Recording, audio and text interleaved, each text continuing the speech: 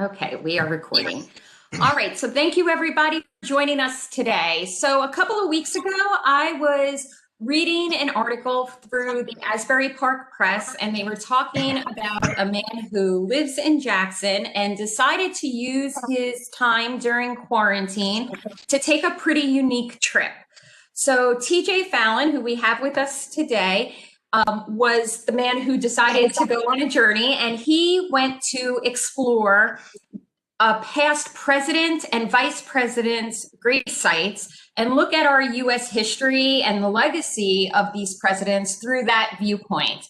And so obviously I thought this was really a unique and cool way to look at history. And so I did a little stalking and I found TJ with the help of the reporter from the Asbury Park Press. And he connected us. And luckily, TJ agreed to be with us today and to share his experience on this trip. So TJ, we thank you for giving us your time and for preparing this presentation. And the floor is yours. Well, thank you very much, Erica. Thank you guys for having me. This is quite a pleasure. I can honestly say that when I was in the midst of all of this, I never expected that people would want to hear about where people are buried. So it's fun. It's a lot of fun. I'm going to start off just by sharing my screen because I do have a presentation that kind of goes along, so you don't have to just listen to me ramble on. Just give me 1 second here. Can everyone see that? Cannot see it. Okay, let's see.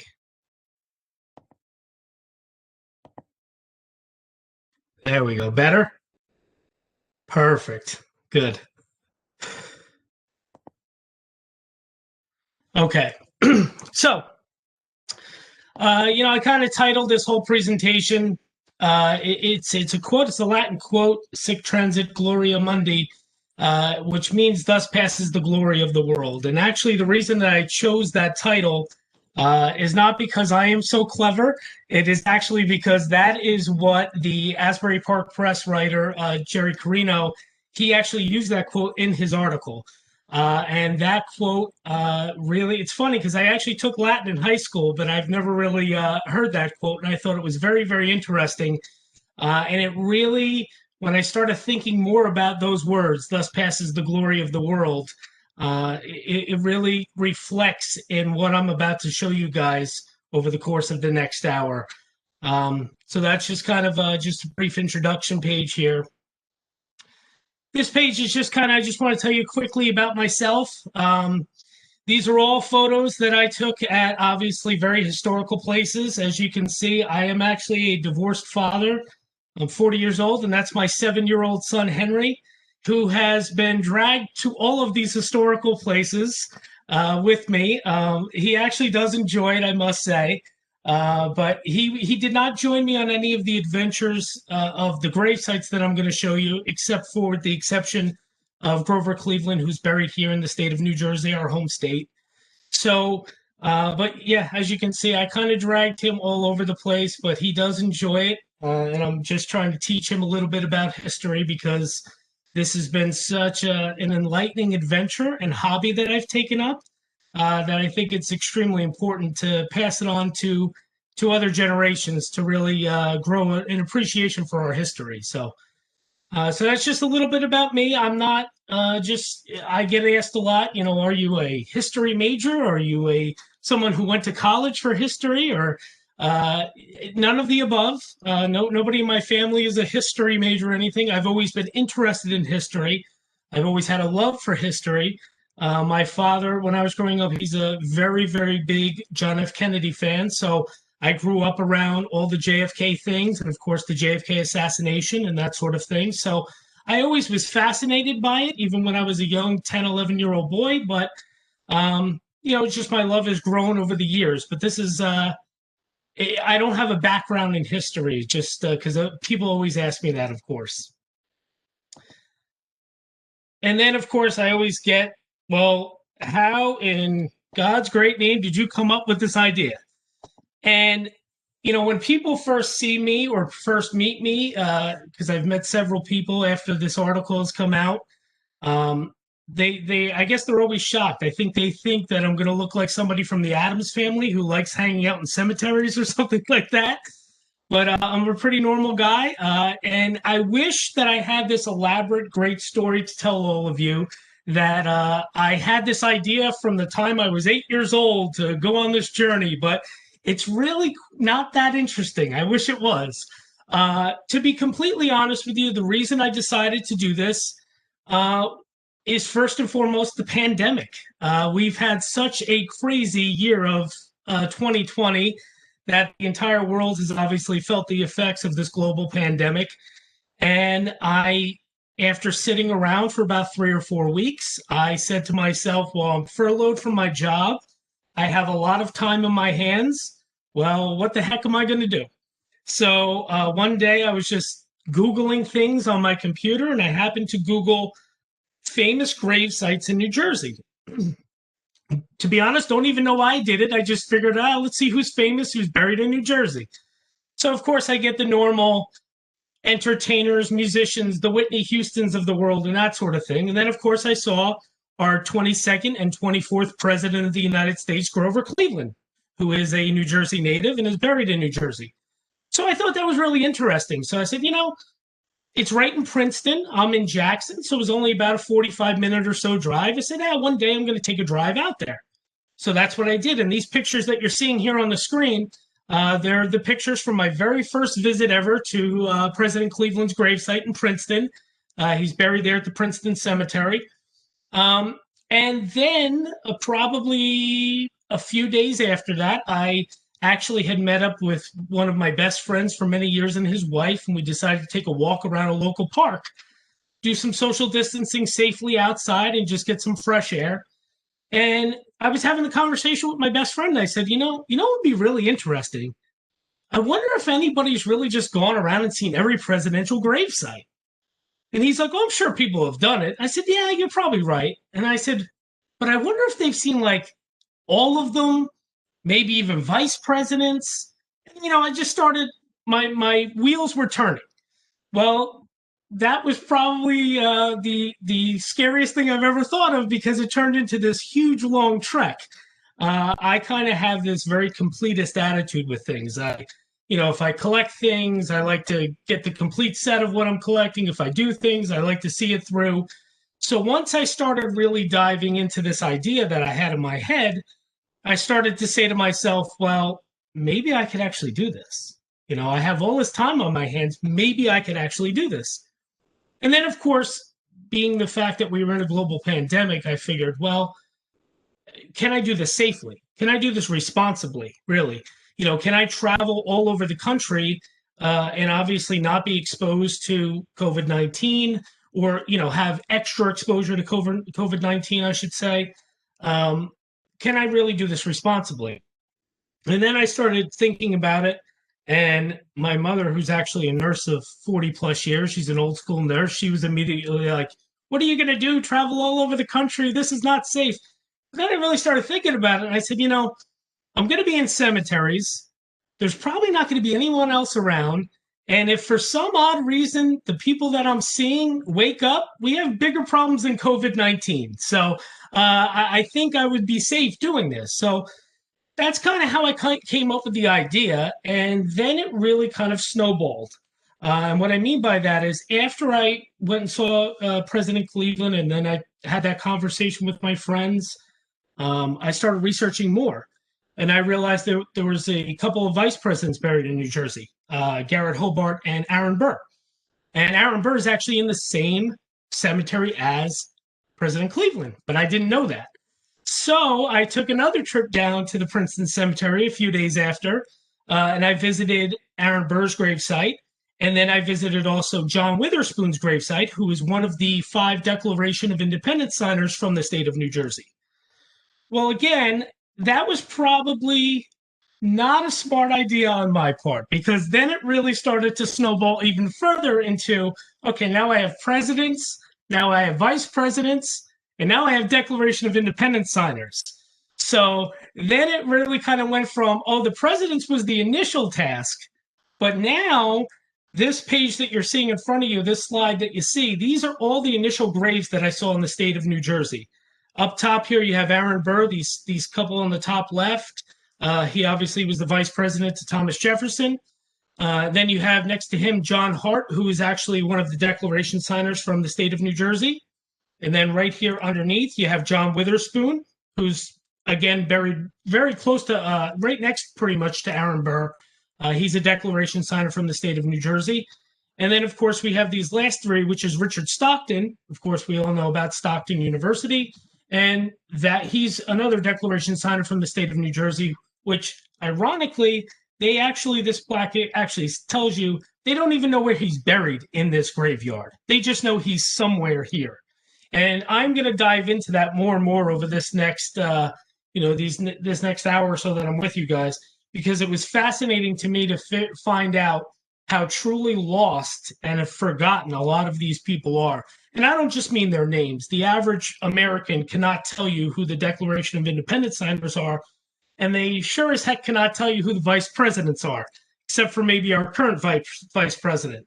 But it's truly amazing to me how lost all of these individuals have become over the years. So that's kind of what sparked this idea.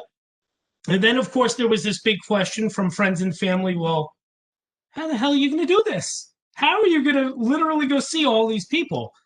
I don't mind driving. I'm born and raised in New Jersey, but I lived out in Montana for about 6 years, right near Glacier National Park. So I've actually driven from Montana to New Jersey and vice versa several times. So driving is not a big deal to me. But I knew it would be kind of an undertaking, speaking as I'm doing it by myself, completely solo, and I'd be going literally all over the place, and we'll kind of dive into that next. So then it became, well, where are all of these people buried? And the more research I did, I realized that, of course, the state of Virginia has the most presidents. They have 7 presidents buried there. Of course, we know about probably the 3 off the top of anybody's head that they would tell you is, of course, George Washington, Thomas Jefferson. And then if you get somebody that realizes Arlington National Cemetery is actually in the state of Virginia, they'll tell you John F. Kennedy. What they won't tell you is there is another president buried in Arlington as well, William Taft. Most people forget that and don't even know that. So, and he's only about 100 yards from where John F. Kennedy is. So it's quite interesting. So when I started to really research things, I realized that, okay, well, I have Grover Cleveland in New Jersey. I have George Washington in Virginia. I have Teddy Roosevelt up in New York. I have James Garfield over in Ohio. I have Lincoln in Illinois. I have Dwight Eisenhower in Kansas. I have George Bush in Texas. I have Hubert Humphrey, a vice president all the way up in Minnesota. I have Hannibal Hamlin, another vice president all the way up in Maine. I have George Reed in Delaware, a Declaration signer. And then I also have Button Gwinnett, another Declaration signer from Georgia. And the reason I kind of did this slide is just to show everyone how spread out all of this really was going to be. So it was going to be quite a task to figure out, again, how the heck am I going to do this? One thing that I actually have I'm blessed with a very, very natural, great sense of direction. So figuring and mapping all these things out logistically was going to be fairly easy for me. It's just once I explain to you guys how I really did it, people probably think I need my head examined, to be honest with you. But you can kind of see just here how spread out everything really was. Like I said, Virginia has the most at 7. Believe it or not, the second most in a state is New York. New York State has 6 presidents buried in it. And then, of course, we have the third most is actually Ohio with 5 presidents. So you had a nice chunk of, what does that equal up to? 18 presidents in a matter of 3 states that were fairly close. You know, Virginia, Ohio, New York, not too crazy far logistically from where I am at New Jersey. However, somebody like good old Ike over here, Dwight Eisenhower, that's all the way out in Kansas, he was the lone one out there all the way out west. And he's the furthest west. Now, there is 2 that are further than him west. There is 2 presidents that are in the state of California. That's Ronald Reagan and Richard Nixon. And no, I have not gotten to those two yet. They're the only two that I have not seen. I've been to the state of California before in my life, but I have not visited their grave sites as of yet. So I don't know if I'm going to be doing that after COVID is kind of finally over with, or at least under control, or if I'm going to take another long, long journey in a car and go out to the other coast to see those two. I haven't decided yet, but this is kind of just an idea of what I really did. And then it was really the planning of things. You can actually see here these screenshots you see are actually Google Map images from trips that I took. And you can kind of see these big, long, I used to refer to them to my family and friends as big lassos. It looks like a big lasso. I used to do these big, giant loops. And logistically, I'd have to figure out, okay, well, who am I seeing along the route? What else can I see along this route? Because again, I have that completist attitude as I spoke about, and it really started to turn into, okay, well, not only the presidents and vice presidents and declaration signers, what other historical stuff can I see? What other things can I see on my journey? And I've seen quite a lot. I've seen quite a lot of presidential birthplaces.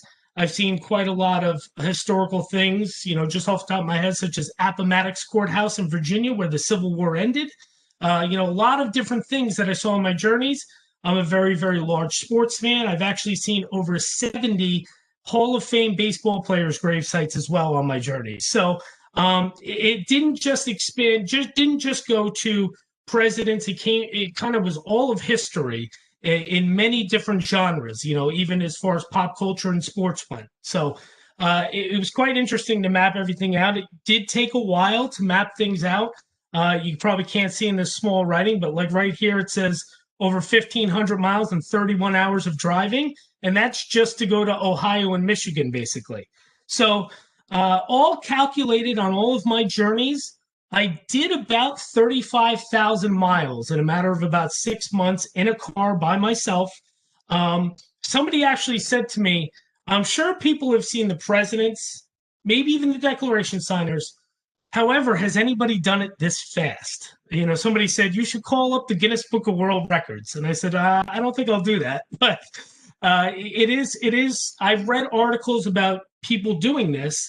There was one article I read about a gentleman, I think he lived in St. Louis area in Missouri, and he had seen the presidents, and he had, I think, completed about half of the declaration signers. And that alone had taken him about 25 years. So you can kind of put it into perspective of how insane this truly was on my part. Just to give you an idea of what I would do on these journeys, I would leave usually around 10 o'clock at night, drive all night to where I was going. Usually I'd calculate it so I was at my first stop when sunrise would happen. So usually 6 o'clock or so in the morning, I'd see my first site, and I would not really stop until usually about 7 or 8 p.m. at night. So I was driving straight for usually about 20 hours on average. And then I would stop at a hotel wherever I was, and I would get a room for the night, and I would sleep. To be extra cautious, I'd bring my own pillows and blankets so I could strip the bed and be extra cautious of COVID. But, I wasn't staying in the New York City area or the Chicago area or, LA or something where you have a lot of traffic of people. I was staying in places like Paducah, Kentucky at a Best Western, which I'm sure they probably haven't had a guest, not only just this year, probably not even last year as well. So I think I was pretty safe as far as COVID, concerns went. Always took the proper precautions, of course. Always made sure I was following all the CDC guidelines and being very cautious when I was on the road. So what I did here, I kind of wanted to jump into things. And I thought the best way to really start to show some of my pictures is to start off with the first 5 presidents of the United States. These 5 gentlemen, of course, we know the first 3 very, very well, Washington, Adams, and Jefferson. And then, of course, you have Madison and Monroe. These 5 gentlemen really are the founding father presidents. Monroe was really the last. He was the 5th.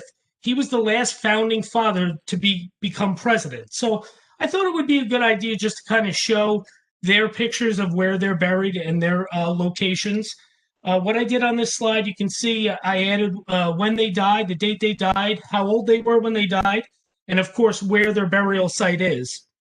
And of course, anybody that is watching this or doesn't already know, but you should probably know if you're a history person watching this, the most unbelievable coincidence in the entire history of mankind is the fact that John Adams and Thomas Jefferson both died on the same day, 50 years to the day of the signing of the Declaration of Independence.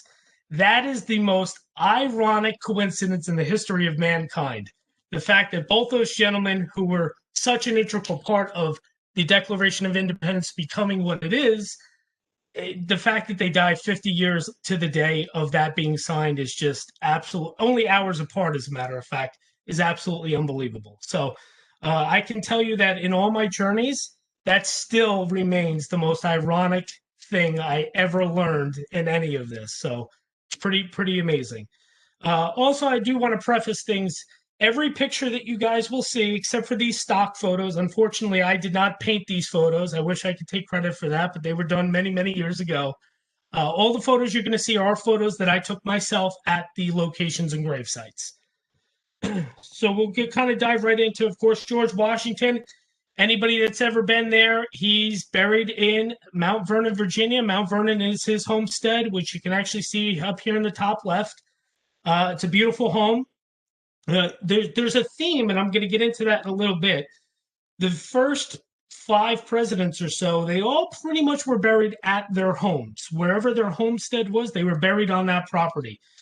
For anybody that has never been to Mount Vernon in Virginia, if you live in New Jersey, you're only talking about maybe tops a 3-hour car ride.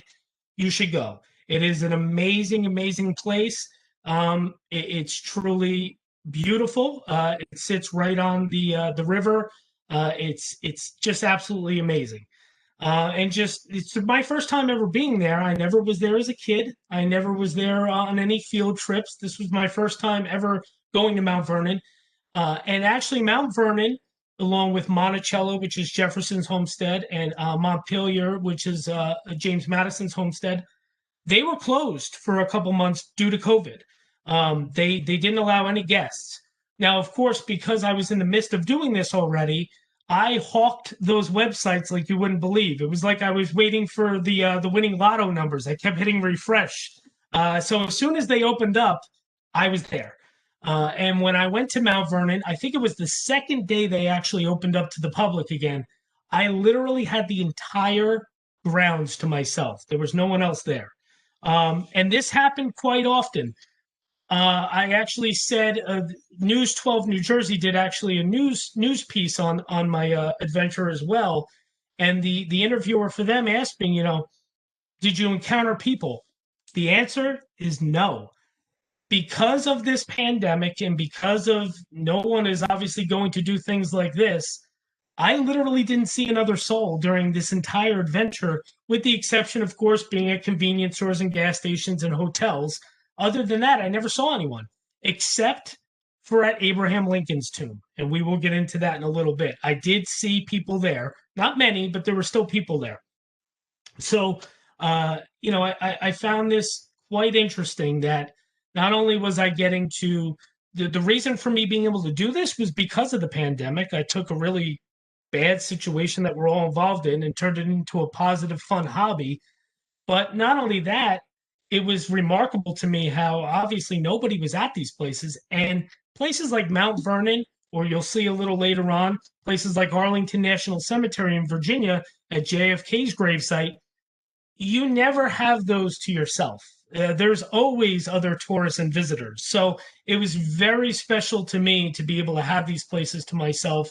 And it's kind of a unique thing. So I also don't want any of these photos to be misrepresenting what these places probably normally are, because normally in a picture like this up here of Washington's actual house at Mount Vernon, there would probably be many, many people walking around in front of that house. But obviously I had it all to myself. So very, very unique, but also just it's because of the pandemic. It's not because they cleared out the way for the guy that wants to go see all the grave sites. I can assure you of that. So anyway, so Washington, this you'll see here next to this picture of myself. This right here was actually his original tomb. His original tomb was probably about 50 yards or so down a hill from where his tomb up top here that you see where he actually is, him and Martha are now. His original tomb was down a hill about 50 yards, and that is where he was originally buried. And I do know for a fact, just based on historians' records, that Thomas Jefferson actually stood right about right here where I was during the funeral of George Washington. He did attend, much to Martha Washington's chagrin, because I guess there was a bit of conflict between those two at that point. But yes, Thomas Jefferson stood there. And the reason I bring that up is because my best friend, who I originally spoke to about this idea, he said to me, what in the heck is so interesting about going to see graveyards and cemeteries and gravesites? And I gave him an answer that I think changed his perspective very, very rapidly. And he really can't get it out of his head. I said, I want you to stop and think that during the time of that funeral or that procession, think about who might have stood there right where I'm standing. I mean, that's just a perfect example. Thomas Jefferson stood right there. Martha Washington stood right there. There's so much history in the fact that so many historical figures stood right there on the day of the burials of these men and women that I saw.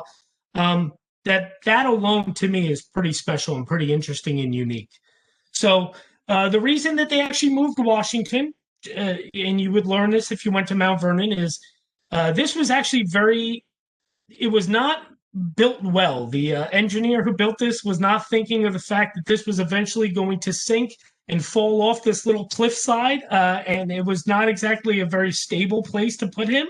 So when he was still alive, he actually said to Martha and his family, we need to figure out a new place because I can't stay there forever because that's not structurally sound. So they actually did have this tomb up the hill about 50 yards, like I said, already built. However, it was not completed yet. So that's why originally he did go into this original tomb, was moved years later. And then all this brick building that you see around Washington's tomb, that was built many years later by family members and descendants of him. That was not originally built when Washington was still alive. And that was also not the original vision that George Washington had for his tomb. So that was kind of an added on thing over the years. And then, of course, moving on from Washington, we have John Adams. And the reason this is extremely special to me is John Adams is actually buried right here inside of this church. They're in a basement. This tomb that you see, this doorway to over here up top right, they're actually John and John Quincy, father and son, second and sixth president, of course. They're buried together with their wives in a tomb in the basement of this church. And the thing that's really, really fascinating about this is, as you see in this one picture here, me with my beautiful mask on, being very, very safe from COVID. This was actually a private tour. This is closed to the public and will not reopen till at least 2021 to the public because of COVID. Well, I don't like to take no for an answer. So what I did was when I found out it was closed, I emailed the church and I got a very lovely email back from a gentleman who's one of the reverends at the church that said, TJ, we are closed to the public. However, let me know when you're going to be here and I will privately give you a tour of this for yourself. So that actually happened to me twice, and I will get into that a little later. So this was a private tour. I had all of this to myself. The church that's inside, John Adams never actually attended that church. That church was built after he was already deceased. However, John Quincy, his son, was a parishioner at that church. They actually have downstairs, right outside of the tomb, they have in a beautiful glass case, they actually have a hymn that John Quincy Adams wrote himself for one of the church services, which is very, very interesting, very cool to see. And they actually have his pew, John Quincy Adams' pew, that that him and his family used to sit in. It's marked upstairs in the church. So, the first part of it is I walked into this church and the reverend's telling me all the history about the church, of course. And then he says to me, would you like to go in the basement? And, that's like asking a kid if he wants to go into a candy store. So I was like, yeah, let's go. So, of course, this is down in the basement. John Adams is right next to Abigail Adams, probably, one of, probably in the top 3 or 4 of the most famous first ladies ever. And then right next to him is John Quincy and his wife, First Lady, who is actually the first foreign born First Lady. John Quincy Adams' wife was, which is very interesting. So this was very cool. No, they were not originally here. John Quincy Adams, actually, there was a tomb, kind of mausoleum. It was kind of built into a hillside. There's a very old cemetery right directly across the street from this church. John Quincy Adams was originally over there, and so was John Adams. However, when John Quincy Adams was still alive, he said, I don't like this. I want to be somewhere much more private, with my father. So they decided to basically start building this tomb underneath this church. And the interesting fact of that is this was never attended for the public to see. No one had these, oh, well, we have to let the public see where the presidents are buried. As a matter of fact, John Quincy Adams really had the idea that no one would ever see them except for maybe family members. So it just goes to show how different our views were obviously back then. We're only dealing with the second and the sixth president of the United States, so, very early on. But these men really didn't have this vision of they were going to be so revered that people wanted to see where their burial sites would be, 200 years later. That just really wasn't in their mindset when they originally, were back when they were living. So moving on from John, we have Thomas Jefferson. This is Monticello. That is Monticello, which is actually the word Monticello means small mountain, and it literally is on a mountainside in Virginia, which is very, very interesting. So Thomas Jefferson, just to give you a little insight, is my favorite president. Yes, it's because people did refer to him as TJ. And yes, it is also because Thomas Jefferson and I also share a birthday. He was born on April 13th, and I was born on April 13th. So there's a lot of different factors. Those are not the only minuscule little silly things why he's my favorite president. Many things. He was probably the most brilliant president we've ever had to serve as president. This man obviously single-handedly wrote the Declaration of Independence. Yes, it was revised. Yes, there was things taken out and put in, but he pretty much did it all. There was nothing that this man couldn't do. There's nothing this man didn't do. So he's buried right there. There's a big family cemetery of his. You can kind of see. Let me go back real quick. You can kind of see on the bottom left here, where bottom right. I mean, there's a very big cemetery around these gates, and it's, of course, the big rumor and what people know from history now is Thomas Jefferson did have a relationship with one of his slaves, and he had many children with several of his slaves. So all of his family and extended family is actually buried right here with him, which is very, very unique and rare because a lot of these old, houses and things like that, Washington's is one that comes to mind, Madison's as well, James Madison's as well. They not only have their family cemetery, then there's a separate area for a slave cemetery, which obviously we know about slavery being probably the biggest, darkest blemish on our history of our country. However, that's obviously just the way it was. They had a separation. But Thomas Jefferson's graveyard and his cemetery is not. There's no separation. The slaves and people that supposedly were his children from slaves are all buried in the same cemetery as him. So it's very interesting. It's a very unique thing.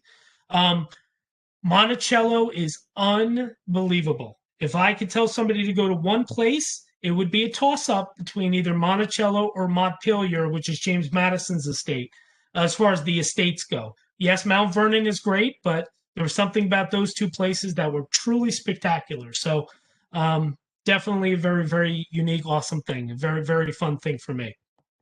And then, of course, like I just said, we get to James Madison and Montpelier. You can see his house down here in the bottom right. Beautiful. It is it's a pretty open. It has a little brick wall around it. It's a family cemetery. A lot of his descendants, a lot of people that were related to him are buried here. Right behind him, you can see his big obelisk. That's what these are called, an obelisk. It's probably about 15 to 20 feet tall. Right behind him, you see the smaller one behind him. That is Dolly Madison. That is the first lady, his wife. That's where she's buried. Yes, anybody that actually knows anything, Dolly Madison, the ice cream, is named after her, of course. So she was a very, very important first lady as well. So this was my very first time going to an estate, a presidential estate, such as Mount Vernon and the other ones. This was the first one I ever got to, and I'd never seen any of these. And again, I had this all to myself. No one was there. And it was unbelievable to me. I just could not believe, like, it feels like you take a step back in time. I almost felt like I was walking the grounds in the late 1700s. It's truly remarkable how untouched and really how well preserved it has been over the years. Again, I suggest to anybody, please make sure that you go see these places, especially if you're a history fan. These are all right in Virginia, not very far from us, and just some beautiful, beautiful farm country, especially where this is in Montpelier. Funny story from when I was at Montpelier. I had hand sanitizer spray that I've been using constantly to make sure that I'm safe. And the hand sanitizer spray that I had apparently was lavender scented. Well, I didn't really know that or didn't think much of it. I sprayed myself before I got out and walked the grounds. And I had noticed that all of a sudden I had about 20 bees chasing me at one point through the grounds of Montpelier. And then I realized, well, it's because I smelled like a flower and that's why I was being chased. So it was actually quite comical. I was all alone on this sprawling giant estate, and here I am running away from bees like a 6-year-old little boy, scared out of my mind that I'm going to get stung.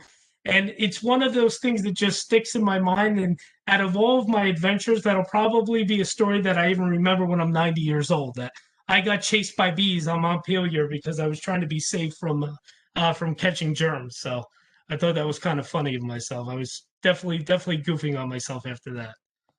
And then next we have James Monroe. James Monroe is actually pretty interesting. Like I said, he's the last founding father to be president. And the thing that's interesting about him, he went and lived with his daughter later in life in New York City. He died there when he was obviously sick and old. And he was originally buried. You see these bottom two slides here on the bottom right. He was originally buried at what's called New York City Marble Cemetery. No, this headstone is not where he was buried. He's buried a little further in, probably back in the middle of this grass somewhere. However, it was locked and gated, so I could not get in. But I did want to show that is where he was actually originally buried. And then a few years later, he was interned and moved to his home state of Virginia. And that was from his family's request, of course. So he ended up, quite interestingly, if you see in the top left here, this is Monroe's actual gravesite, this big, beautiful looking cage structure.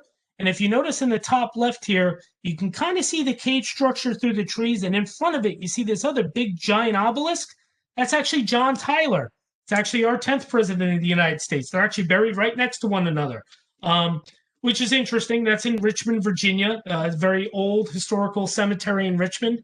But that was actually one of the easiest things. I get to check two guys off my list and literally stand 10 feet apart from one another. So those are the kind of things when you're trying to complete something like this and go on all these journeys and see all these things, you appreciate those kind of situations because you don't have to drive 2,000 miles to see the next man. You get to see him 10 feet apart. So, but yeah, I found it interesting. And another thing is a lot of these cemeteries, some of them were closed due to COVID. They just didn't want to have the public going and visiting these places and having obviously the conversion of people on one place because of social distancing.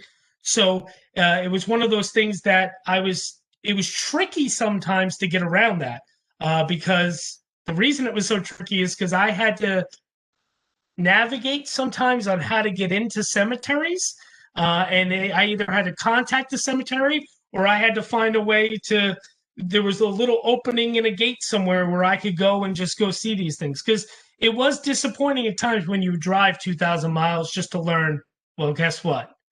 It's closed. So, and that did happen. Unfortunately, the presidential libraries, and I will show that in a few minutes here, the presidents really of the last 60 to 70 years or so, they are now buried on the grounds of their presidential libraries and museums. The presidential libraries and museums, due to COVID, have been closed, and they are still not opening to the public. They probably will not open until 2021. They are federally funded, so the federal government obviously has the say in whether they're going to be opened or not. And unfortunately, people like Harry Truman, Dwight Eisenhower, you really can't see their actual, you can't stand in front of their actual grave sites because it's locked due to the fact that the libraries and museums are locked. So I will show that though when I'm going through things. So that's the first 5 presidents. I thought it was important to show that. I thought it was interesting to show that because, you know, these guys were very, very responsible for how this country started. They were integral part of our history, very important part of our history. And I thought it would just be interesting to show the first 5 presidents, you know, as I was going through this presentation. And then, you know, I kind of wanted to get into the contrast of memorials. All these pictures you see here, like I said, I took myself. There is a huge, huge difference, and I don't know if it's because we became more aware or more proud of the office of presidency over the years to where we changed these sites so much, but it is extremely, when you go and see all of them, there's no denying it. There's no denying that they changed quite drastically over the years. And I'll show that obviously in these next slides. So this is the early years. Of course, you have people like Washington and Madison. We just spoke about them. They're buried right on the grounds of their own property. That was very common for the first 5 to 7 presidents. This is something that they all did for the most part. They didn't really have the foresight, like I said, that some nut from Jackson, New Jersey was going to want to drive all around the country and visit them 200 years later. They just thought that they wanted the privacy of being buried in their family cemetery right on their own property. So that is what happened for the first many years of the presidency. Even people like Andrew Jackson. Andrew Jackson, you see here, this building here, that's Hermitage. Hermitage is his plantation in Tennessee. I actually had to go there twice. Yes, twice. I went to Tennessee the first time. Hermitage was closed to the public. Security guard met me at the gate, and I said, "How much would it cost for you to turn your back and let me go in and see the gravesite and leave?" And he said, "I can't do it." So unfortunately, I had to see other things in Tennessee, and then I had to go back and make another trip through Tennessee. So several of these states, another thing that I forgot to mention, I'll mention now, I actually traveled through 33 states since April, 33. There's actually only 4 states in the United States I've never actually stepped foot in. That's Nebraska, Nevada, Hawaii, and Alaska. Every other state I've actually been in my life, and 33 of them I visited during all this crazy madness of this road trip. So Tennessee I was in quite a few times. So anyway, point back to my about the contrasts. You see, he's buried right where his house is in Hermitage. This burial site, this grave site, right behind the house. Again, they were all buried on their property. That was just the thing of the times. William Henry Harrison is very special to me because William Henry Harrison, this giant obelisk, which is about 100 foot tall, that wasn't built until the 1900s. That is not the way William Henry Harrison's gravesite looked. William Henry Harrison, obviously famously known for being the shortest term of president. He only lasted about 3 weeks. He gave what is known as the longest inaugural speech in the history of our country. And William Henry Harrison, who was already older at the time, he decided he wasn't going to wear a jacket. It was a rainy, cold, cold day in Washington. So he got very sick giving his inaugural speech. He spent his entire 3 weeks of presidency in bed sick, and then he died. So when he was first buried, it was basically where you see this giant obelisk, there's a door in front of this. Inside that door, you see his tomb up here. That's where his tomb is. That obelisk was not there. It was just a very small tomb inside of a hillside for over 100 years. It laid that way. The reason that it's special to me is because this is closed to the public due to COVID. The people that volunteered to take care of William Henry Harrison's tomb met me there, unlocked the door, and let me in to see President Harrison's gravesite. So him and John Adams, I literally had a private personal tour of where they're buried. So it's very interesting to me. So now we go into people like Van Buren, Tyler, and Taylor. So you have our 8th, our 10th, and our 12th presidents here. And you see, the reason I'm showing you this is very similar. They have these kind of 15 to 20-foot obelisks. That's just nothing major really about them, just kind of these big, tall monuments. This is actually the original site where Zachary Taylor is. Right in front of this is kind of a mausoleum building that's no bigger than any of these obelisks where he's actually buried now. It just was very, very bland. It was very blah, I will say. Interesting to see, but there was nothing overly majestic about them, that's for sure. And then you even get into Millard Fillmore, and then you get into Franklin Pierce, and then you get into James Buchanan. You see how it's pretty much, you could close your eyes and Fillmore and Pierce almost look like the same gravesite practically, except for the color. Very, very plain. As a matter of fact, very fun fact about Franklin Pierce. Franklin Pierce was a northerner from New Hampshire, but he was a Southern sympathizer during the Civil War. Because he was a Southern sympathizer, the state of New Hampshire would not recognize him as President of the United States. So when Franklin Pierce was originally buried, the state of New Hampshire refused to put anything on his gravesite that said President of the United States. It wasn't until many, many years later that it was added. You can actually see it here. It says 14th President of the United States. And it's because the state just didn't recognize it. And you can kind of tell, even James Buchanan, who many historians will tell you is probably the worst president we ever had, unfortunately. It's very plain. This is all that is to Buchanan's. He's buried in Lancaster, Pennsylvania, not far from us. And there's nothing to it. It's just very plain, very drab. There's nothing overwhelmingly like wow about it.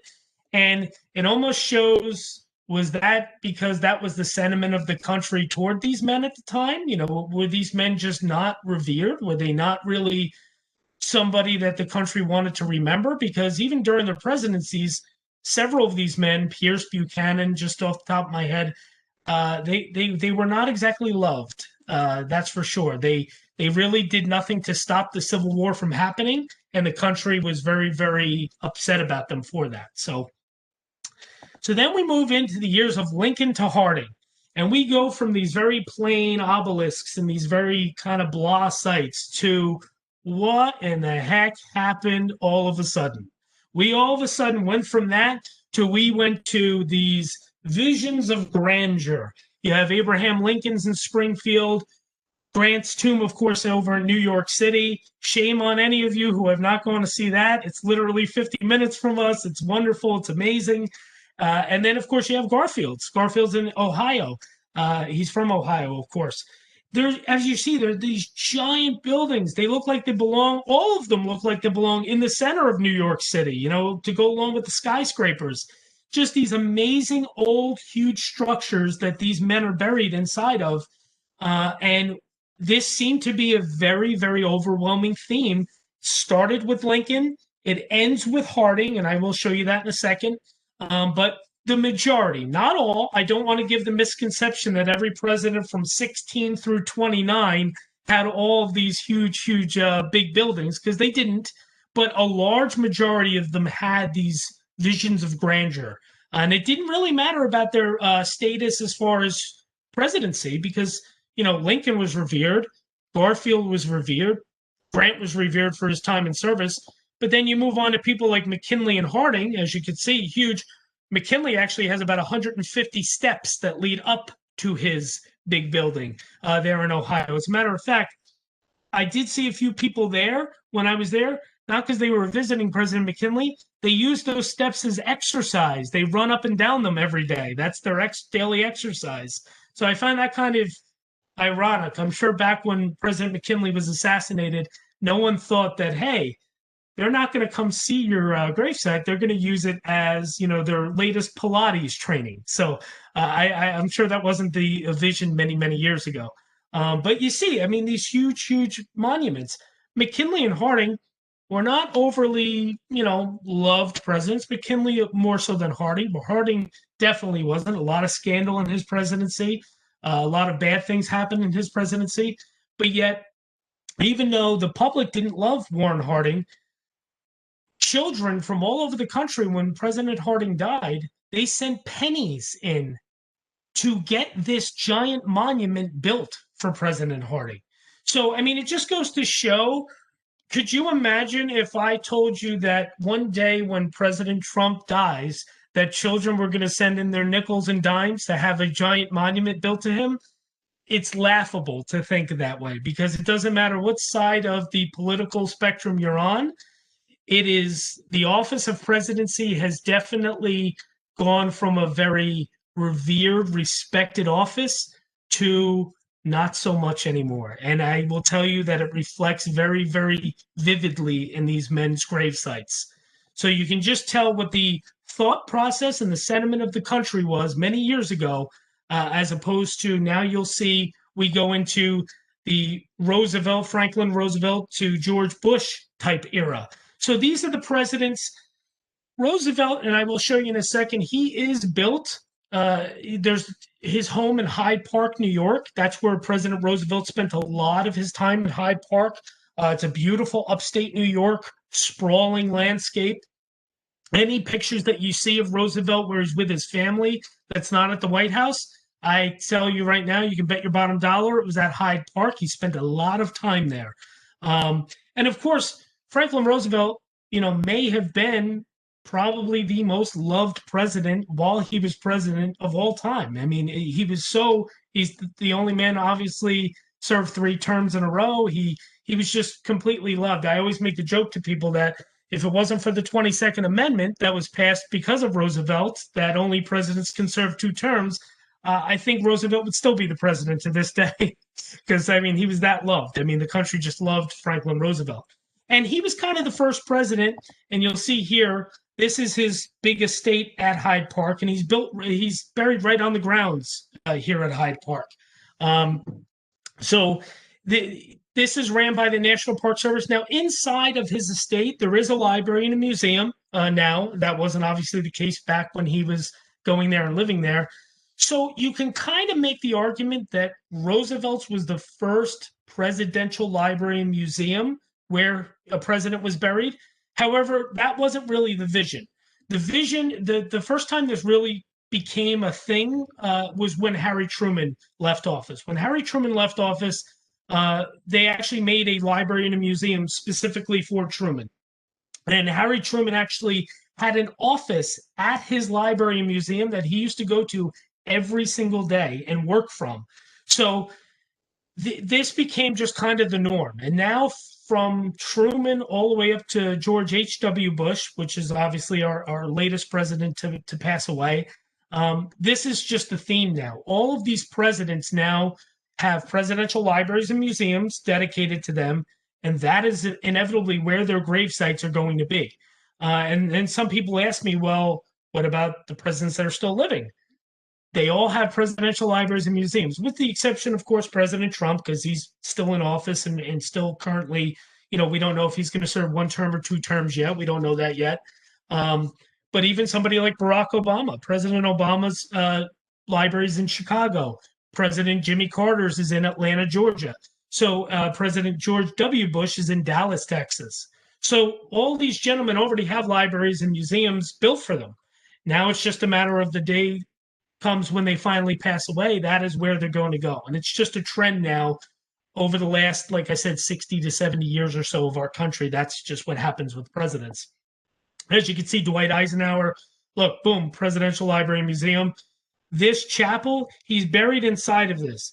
The reason this was very frustrating for me is I drove all the way to Kansas. I knew it wasn't open. I knew the library wasn't open, but the only thing separating for me from actually standing and seeing President Eisenhower's grave was this little doorway in this little building. So, they could have just left him outside in a beautiful, nice area, but no, they built this little chapel around him. So that is where he's right on the grounds of this library and museum, though. His boyhood home is actually right on the grounds of this library and museum as well. So you get a lot of that. Gerald Ford in Michigan, this is his burial site right up here, right next door to where his presidential museum is. It's in Grand Rapids, Michigan, as a matter of fact. So it just goes to show President George H.W. Bush, this cemetery, it's actually on the grounds of Texas A&M University. His presidential library and museum is right on the grounds of the university. As a matter of fact, I stood in the parking lot of the library and museum, and I directly across the parking lot was the Texas A&M football stadium. So I mean, it's literally right there. And then I've been asked by people, well, why the two Adams, John and John Quincy, father and son, they're in the same place. Why wouldn't the Bushes do that? It's a good question. I think it really is just a matter of preference.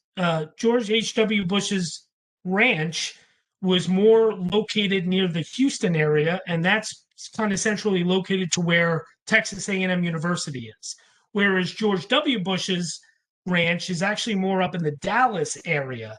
So I think that is why George W. Bush's presidential library is in Dallas and he's not down there with his father, is because it's just kind of more centrally located to where they actually lived. So, but beautiful. I was very surprised. My brother, who born and raised in New Jersey, about 4 years ago, moved to Austin, Texas, his entire family. So I was in Texas 3 times during all of my travels, and I got to stop in and visit with them, spend a couple of days with them. And this was the only gravesite that anybody was with me. My nephew, Jake, who's 13 years old, and my brother, Michael, actually visited George H.W. Bush's gravesite with me the day that I went. And we were, all three of us were struck at how truly beautiful it very well done it was. So, but just so everybody knows, yes, it's beautiful looking and it's very, very nice and well taken care of, but there's no giant buildings like Lincoln and Harding and Grant. It's much different now. It's much, much different. So we went from buried on their own homes grounds to kind of plain and boring to these giant buildings and tombs and mausoleums. And now we go to this presidential library museum thing and very conservative gravesites, very, very conservative gravesites.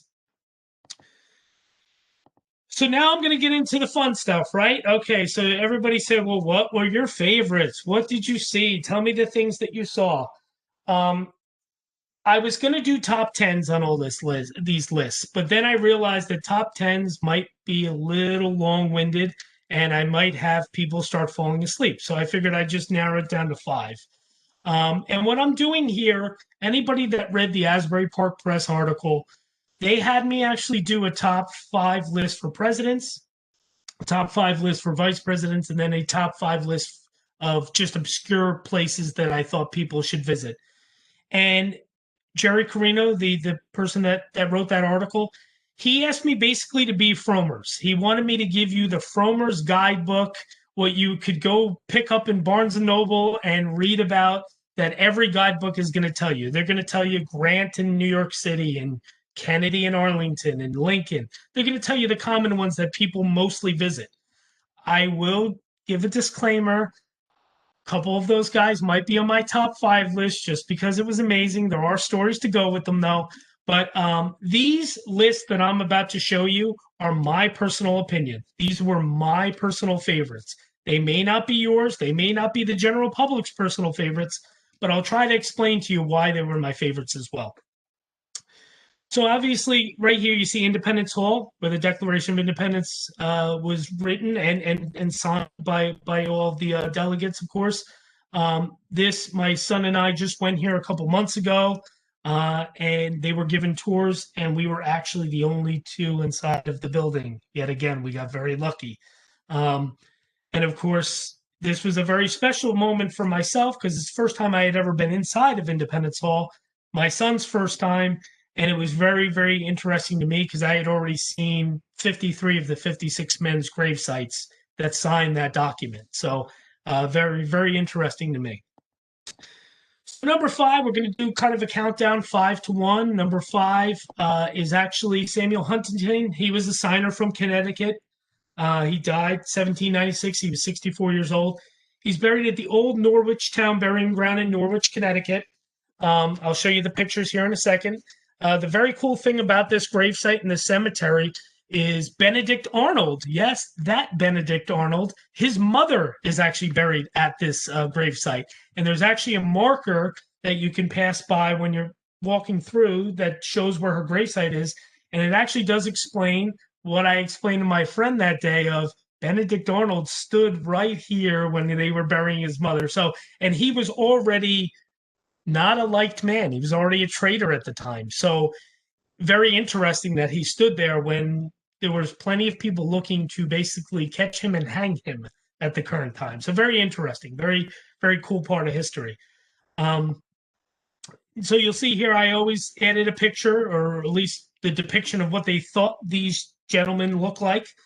Um, Huntington was very cool because you see down here in the bottom left, you see these. Whoop, what did I do? There it goes. You see down here in the bottom left, you actually see the actual cemetery. It's kind of wide open. You had to walk through this part of the cemetery and come to a little bridge that was over a creek. And when you went over that little bridge, all of a sudden it opened up into what you see on the bottom here, this giant tomb of Samuel Huntington's. It was almost like he was by himself. It looked like something out of it was like Aesop's Fables. It was really, really cool. It was very, just this neat, unique kind of area. So he's obviously inside of there. Here's a panoramic picture that I took at the gravesite. The creek is kind of actually right down here is that little bridge that I spoke about that you cross over. And when you cross over, it just opens up into this big little hillside tomb and mausoleum of Samuel Huntington's. I thought it was really cool, really unique. Again, as you can see, take a look around. There's not another living soul around. So that was the other special part of this for me. Was, I really got to have all this to myself. So that was really cool to see his. He was probably my fifth favorite from the Declaration guys. Number 4 was Arthur Middleton. Arthur Middleton was actually a signer from South Carolina. He died in 1787. He was only 44 years old, and even for the time, that was pretty young. He's buried at Middleton Place grounds. The thing that I love, you'll notice a theme of a couple South Carolina people on this list. South Carolina is amazingly steeped in history. Not only is there a lot of historical things down there, it really feels when you're driving onto some of these old plantations like you just did a time warp back to 1787. It looks like these places are untouched. You have the Spanish moss hanging off the trees. It's everything you would envision about that southern charm and those southern plantations. He's buried right on his plantation. The really fun, cool thing about Arthur Middleton, you'll kind of notice that's his house right there up there. You'll even notice on this bottom picture, the plaque, notice the flash. Well, that's because I got there right as the sun was going down. And I actually, for lack of a better term, I think I pissed a curator off, to be completely honest with you, because these grounds are open to the public, but I'm sure they close at some point, during the evening. So I had no idea really where his tomb was, which you actually see down here in the bottom left. So I pulled my rental car, all the way up to this house, and I get out and I go behind it, and it sits right on this like lake, river, beautiful. You could hear the birds. It was amazing. I could hear the crickets already. And then finally, I'm kind of like giving up because it's really about to get dark. And then I turn to my left and I go down this little dirt path, and lo and behold, there's Arthur Middleton. And I heard, while I was standing taking pictures of his gravesite, I actually heard something off to my distance, and it was somebody coming and very, very violently slamming and closing and locking the gate behind me. And when I finally got back to my car to leave, it looked like some sort of curator or something from the grounds, and I guess she was a little aggravated that I was there at that time of night or whatever it was. But so it's just these are kind of the reasons that some of these things are my favorites, because there's a little fun, silly story to go with them as well. But it was really cool, honestly. This is a beautiful, beautiful spot. Very, very typical of these guys, again, to be buried on their plantations, very much just like our first presidents were. These guys were buried on their homes, their plantations. And the sad thing is, and I will use the word sad, is I don't think many people visit these places. They're so forgotten. I'm sure if you asked the majority of people who Arthur Middleton is, they'd say who? They have no idea. So pretty sad, but definitely interesting as well. Number 3 would be John Penn, signer from North Carolina. He was 47 when he died. So his original burial site is near Oxford, North Carolina. He was reinferred to the National Military Park in Greensboro with other North Carolina signers. But the really cool thing about his is His original site, as you see right here, original grave, is literally in the middle of the tell you in the middle of the woods. I'm not just saying he was kind of in the woods. He was in the middle of the woods. I had to go down a logging road for about 15 miles of a dirt logging road to come to finally find where his original grave was. As you see this top picture up here, top left, I had to literally hike in to see it. Everybody will ask me, what the heck is that little stone in the middle right next to that?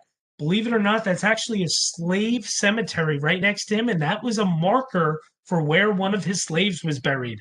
So his graveyard, where he was originally buried, maybe about 50 to 75 yards from that, there was this slave cemetery. And I tell you, it was one of the only times that the hairs on my arms stood up a little bit, because here I am in the middle of the woods. I'm not near civilization, and I'm just sprawling around these old grave sites of old slaves and old declaration signers, and it was very, very interesting, that's for sure. And then you see the last two pictures over here. This is a monument in that National Military Park. It's a historic park there in North Carolina, where all of the declaration signers from North Carolina were re-interned. They're underneath where this monument is, but it is actually a pretty nice monument, and you can see John Penn's name is etched into the side of that monument. But I did want to show the reason he's one of my favorites is because his original gravesite was one of the coolest things that you could ever see. So it was very, very interesting.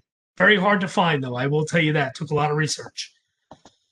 Number two would be Benjamin Harrison. The thing that's awesome about him, he's actually the father of William Henry Harrison, the president, and he's the great-grandfather of Benjamin Harrison, the president. So could you imagine one family that has a declaration signer, a president, and then another president? I mean, that's unbelievable. That's truly, anybody that says, well, the Bush family or the Adams family, they don't have that. They may have the presidents. They don't have a declaration signer to go with it. The reason this is one of my favorites, not only because of the history, again, he's down in Virginia on a beautiful plantation of his, but you'll actually see here this top right picture, Berkeley's House and Gardens closed today, posted private property, and you see this long dirt road? Well, that's the road you would actually travel down to get to this middle picture. That's the estate, the plantation that he's buried on those grounds. Well, not only was that closed, there was actually a giant tree down right in the middle of the beginning of that road that you couldn't drive past. So I had gone all the way there, and I said, you know what, heck with it. I'm parking my car and I'm hoofing it. I'm going to walk down this 1.5-mile dirt road. Who the heck knows? I'm in Virginia. People are probably going to be chasing me out of here. It's private property. So I went all the way down, no issues, didn't really hear or see anybody. And then I got to see right on this river, Benjamin Harrison's gravesite, which was awesome. It's really cool. It's a little family graveyard. And as I'm walking back and I'm just about to where this plantation house is and I'm about to start my trek down in my car, I see two giant dogs running at me, and they're not on leashes and they're not behind fences. So literally my heart was in my throat. And I'm not afraid to say that I think that I, soiled myself a little bit because I'm a dog person, but two strange dogs, you don't know what's going to happen, right? Well, long story short, the one was, he was friendly, but he didn't really want anything to do with me. The other one was a black lab. This black lab carried a stick the entire 2-mile trek down the road to my car with me. He literally became my little friend, my buddy for the entire trip. As I threw him the stick, he'd fetch it and come back to me. So I was very nervous about walking onto this property because I really wasn't supposed to, I'll be honest.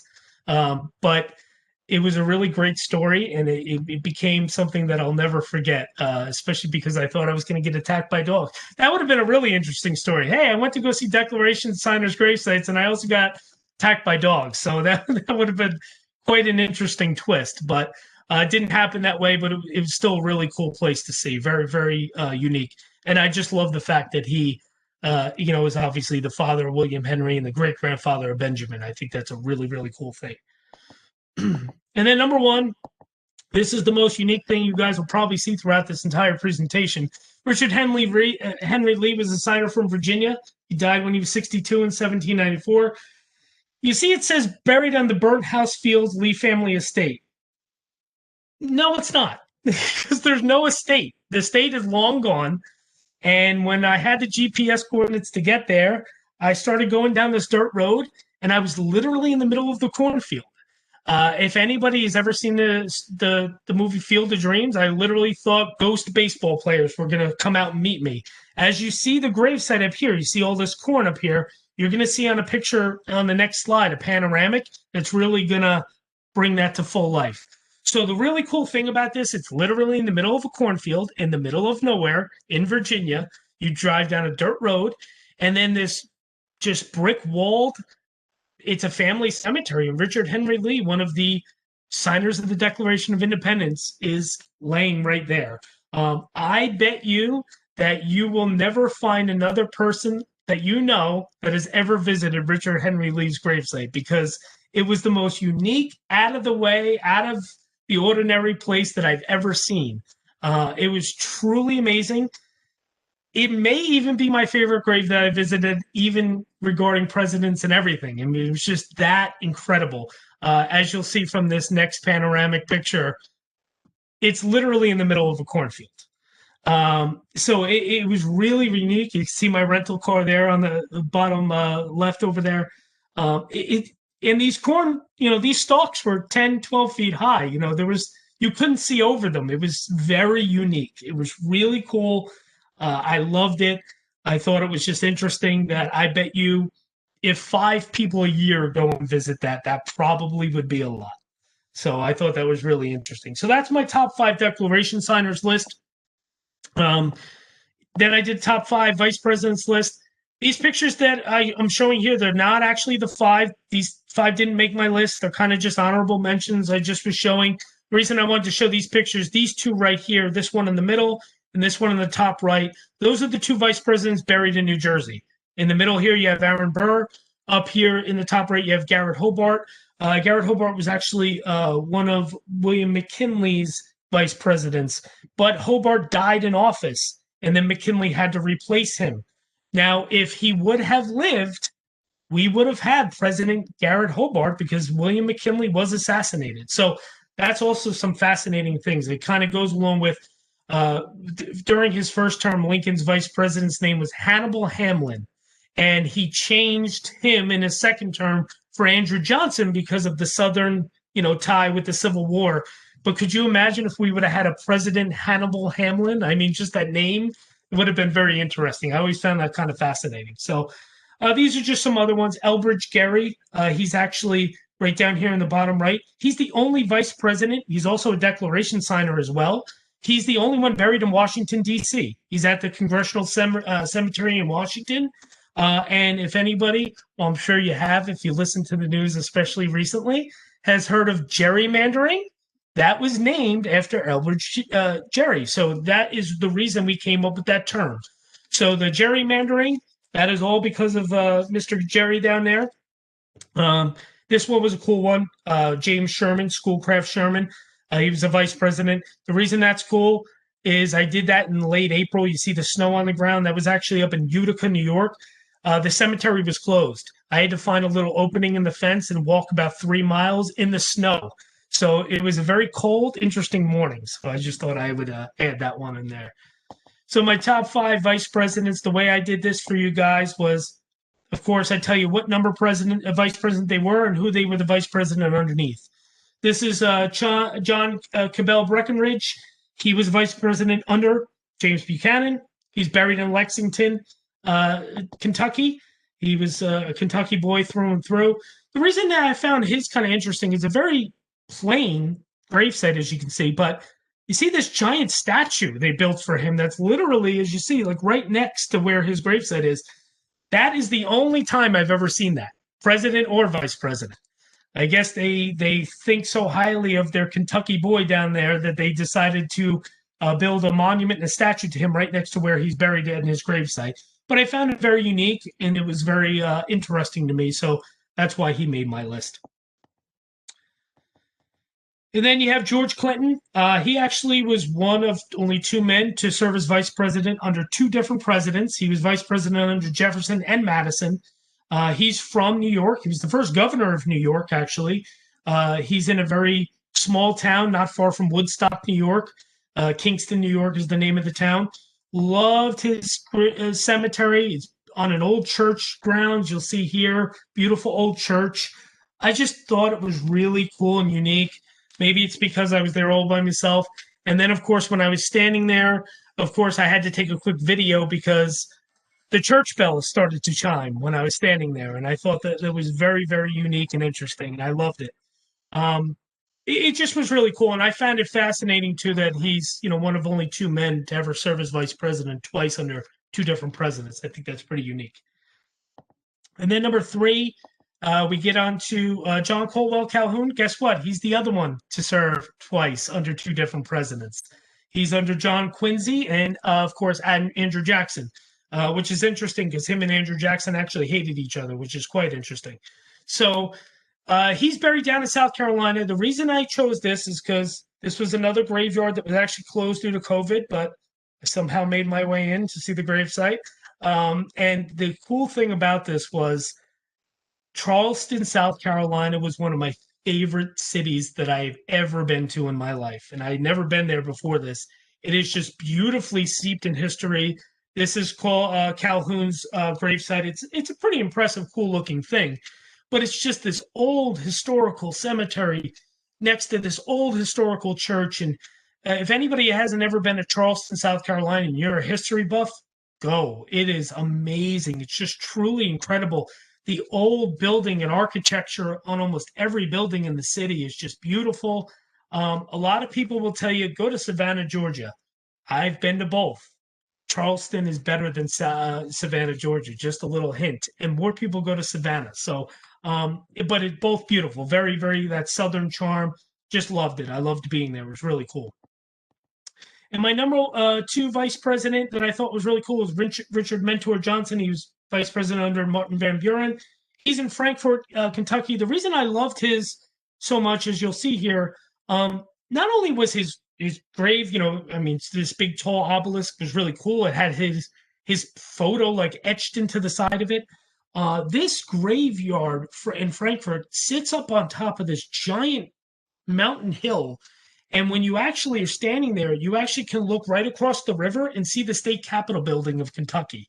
So it was really, really cool, really beautiful. He's actually buried like maybe 50 yards from Daniel Boone, which I thought was kind of fun. So that was kind of cool. But very, very unique, very interesting, very nice, just a nice representation for a vice president, which is pretty unique and pretty rare.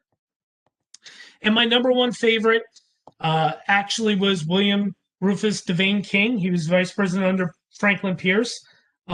He's actually in Selma, Alabama. And the reason I loved him so much is because, as you'll see here, there's literally Spanish moss growing off the trees right in front of his tomb. It's just this, again, it makes you feel like you just stepped back into like the 1840s or something. And you're just standing there you just feel like you're a part of history when you're standing there. I can't really explain it, the feeling that you get.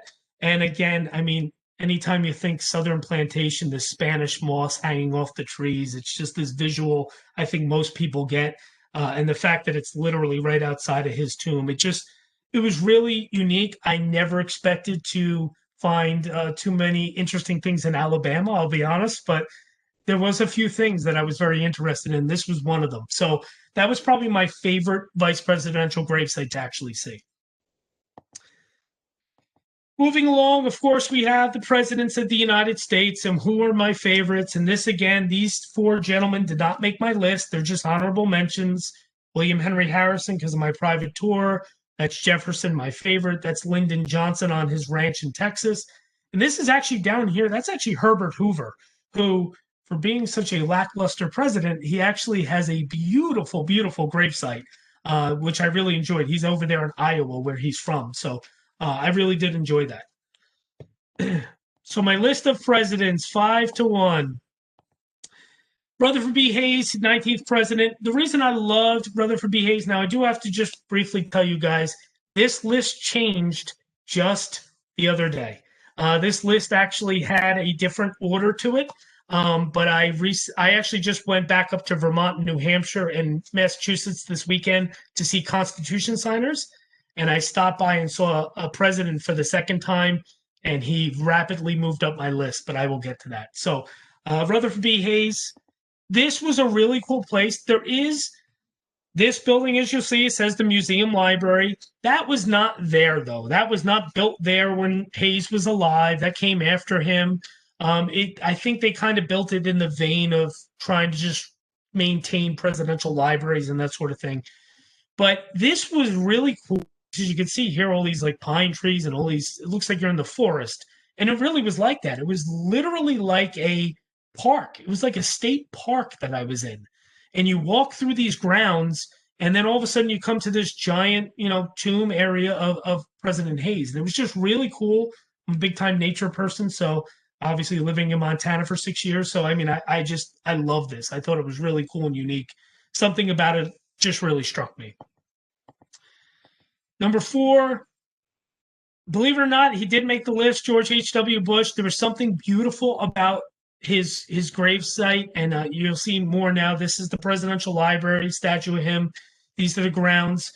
This bridge right here is actually the entrance to get to his grave, and then this picture right down here next to the building, that's the little path you walk to get to his gravesite. I mean, again, just beautifully done. Me, my brother, and nephew had the whole place to ourselves. It was really, really special. My nephew, being 13 years old, he's a baseball player. He had a baseball hat on. And I told him before he approaches the president's grave, he needs to take that hat off. And he looked at me like I had 6 heads. And then he realized very quickly that I was actually very serious. So, one thing I always made sure of is to be very respectful of these places. These are people that were an integral part of our history, whether they're declaration signers, presidents, whoever they were.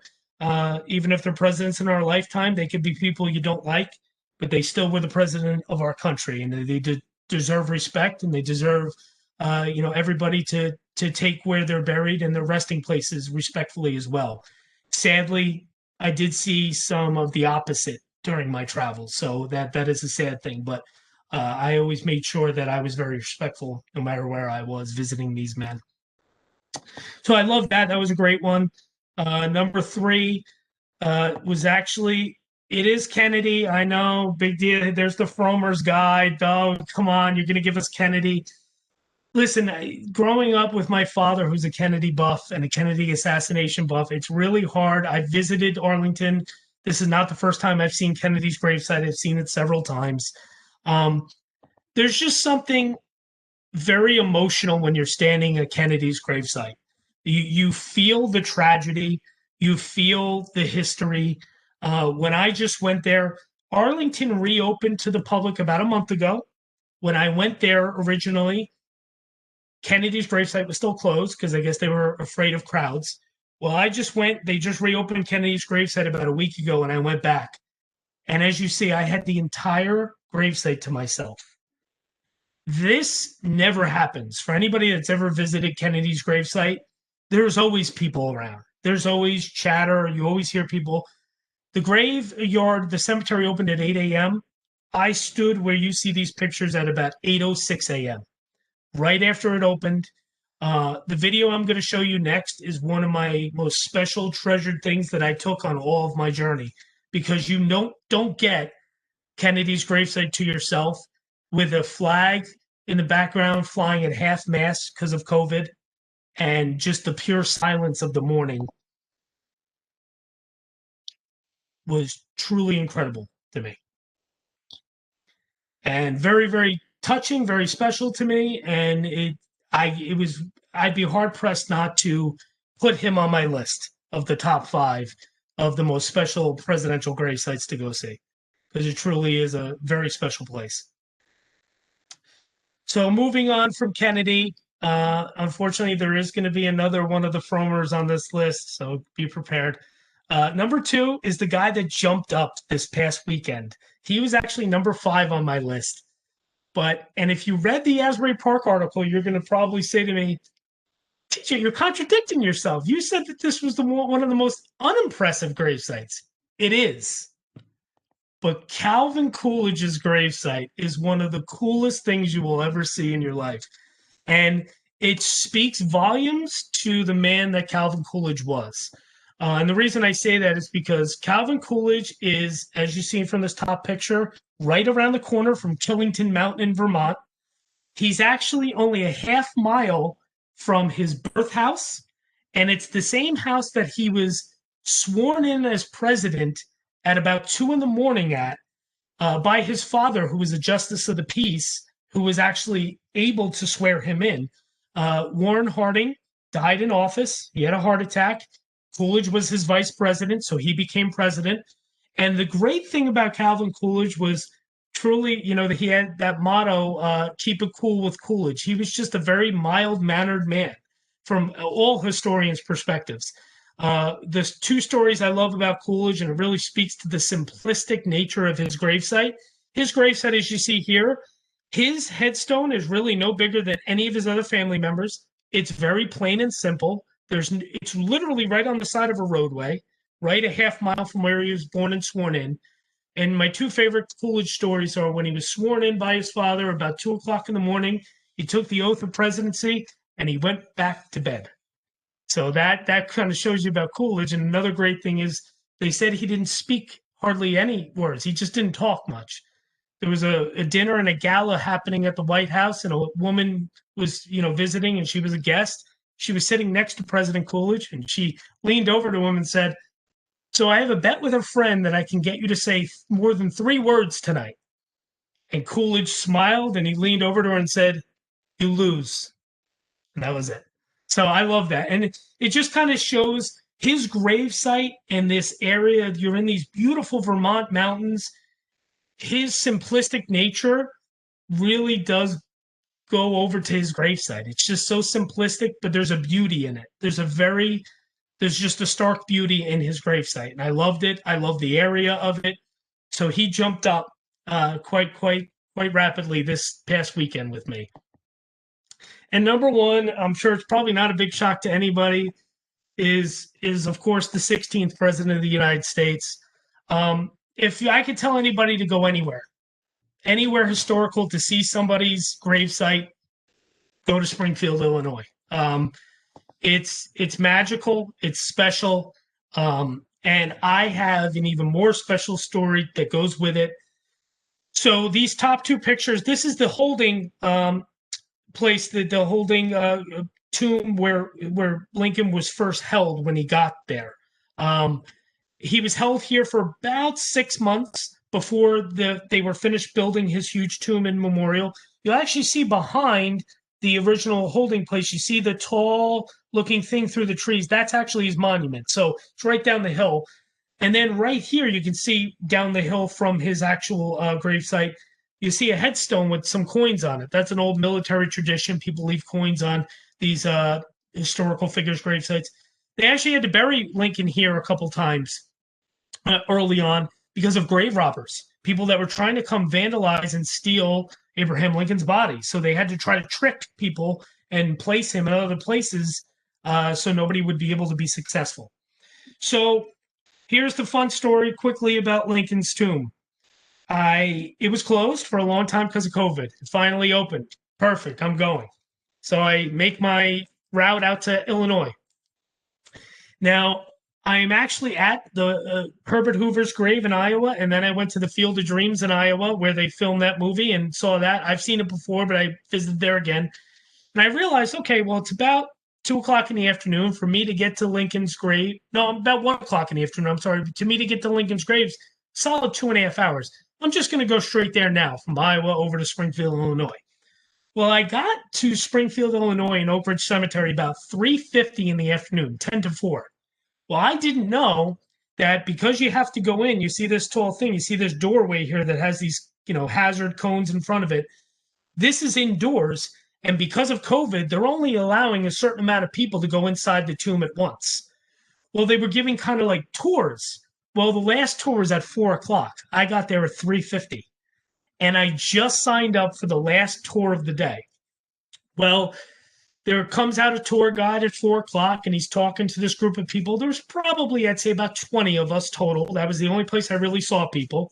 But I was the only solo one. I was the only person that was alone. So, you know, they were letting about 5 or 6 people in at a time, sets of family, groups of families. I'm looking around the grounds and just kind of, you know, admiring things. Finally, the gentleman says, sir, since you're alone, you can go in. Well, of course, they ask you to wear your mask at all times. Now, when you first go in, there's this kind of open room and it has a statue of Lincoln, and then you turn to your right and you go down this long marble, beautiful hallway. Okay. And I realized right away when I stepped in the tomb, oh crap, I'm alone. So I whispered to the tour guide that's standing near the doorway. I said, hey, can I take my mask off so I can take some selfies without a mask? And he looked at me and he laughed and he said, I don't care what you do. And I realized at that moment that I was going to have President Lincoln's tomb all to myself. That is another thing. Don't expect that if you go visit Lincoln's tomb in another year or two. There will be plenty of people in here with you. It's the most popular presidential gravesite. Very close second is Kennedy, of course. So I walked down this long marble hallway, and the reason that I really started to get a feeling of things was because I had seen where Lincoln was born in Kentucky. Yes, Kentucky. A lot of people think it's Illinois, but he was born in Kentucky, where he grew up in Kentucky in a log cabin. I had just seen in Springfield, Illinois, his home that he lived at in Springfield. I had seen where he was assassinated in Ford's Theater. I had seen his assassin's gravesite. I've followed all the route of his assassin's escape route. And now I'm coming full circle in seeing where probably the most iconic president of our history is buried. And it just, this feeling, this overwhelming feeling of nostalgia and history struck me as I'm walking down this long hallway. And then I turn to my left and I see the tomb of Abraham Lincoln, which is right here on the bottom. And as you see, there's nobody in there. Right across from him is where Mary Todd Lincoln is, and his 2 young sons that died at young ages. Robert Todd Lincoln, who was his son that actually lived until he was 70s or almost 80. He's actually buried in Arlington National Cemetery. He was the only one of the children to actually have a long, full life. And I got to stand at Abraham Lincoln's tomb by myself. It was probably the most amazing moment that I had throughout this whole journey. To see the way our country is so divided right now, and there's so much angst regarding so many issues. And of course, over these last 7-8 months, we've had a lot of racial and civil rights issues with police and that sort of thing. And to just stand here during the height of when all of this is going on around the country, a global pandemic and all this division in our country, it was quite a special moment. It was quite interesting to me, and I implore anybody to go visit this because it's truly unique. It's truly amazing. It's probably the most beautiful presidential gravesite. Truly, President Lincoln is actually 10 feet directly underneath this. Not 6 feet. He's actually 10 feet underneath. And it's just it's a beautiful place. It really is a very, very, very special place. So that is my list of the tops. And then I'll give you a quick top 5 disappointing ones that don't waste your time, I should say. Even though they're historic and cool, you might not want to waste your time with it. I hate to do this, but number 5 is our president from New Jersey. He's one of my favorite presidents, not just because he's from New Jersey. President Cleveland was actually a man of great integrity. He was a very morally sound person, and he was actually a pretty good president. Some things went wrong in his presidency, just like always, but he was a good man. But unfortunately, that's it.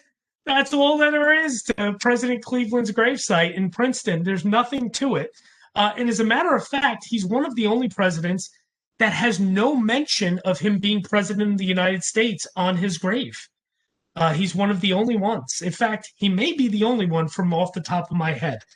So it's pretty basic, unfortunately.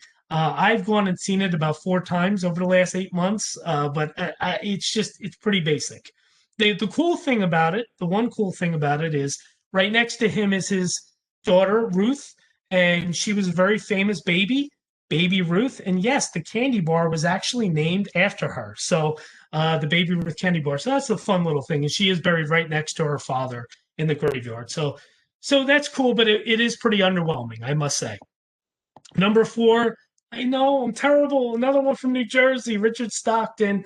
It's cool because it's Richard Stockton, and it's cool because you're at this old Dutch meeting ground, type cemetery, but they don't know where the hell he is. Literally, this plaque tells you that he's somewhere inside of here, but they literally, even like the record keepers of these grounds, they don't know which plot is his. This speaks volumes of what I touched on earlier about how forgotten these men are. How do we not know where one of the men responsible for signing the most important document in the history of our country is buried? We just don't know. And this goes to show the forgotten history that you really feel when you visit these grave sites. It's just truly forgotten. So unfortunately, I had to put two New Jersey guys on there. I feel bad. It's my home state, of course, but it's just the truth. Number three was a man named Alvin Barkley. He was actually Truman's vice president. He's buried all the way in Paducah, Kentucky, which when I tell you, I promise you, no one's flocking to go to Paducah. There's nothing there. And the interesting thing about Alvin Barkley, he was actually the oldest vice president ever in office. Now we have the oldest president ever elected, Donald Trump, and whoever wins in a couple weeks, or I should say next week, is going to be the oldest elected. But he still to this day is the oldest vice president ever to hold office of vice presidency. And as you can see, pretty darn plain. There's nothing that even says vice president on his gravesite. Just says Barkley. Am I visiting Charles Barkley? Am I visiting the vice president? I don't know what's happening here. So it was pretty plain. It was cool that it was so out of the way in this little town in Kentucky, but in the same respect, would have been nice if it was a little more impressive to drive all those miles and then see this. It was a little underwhelming.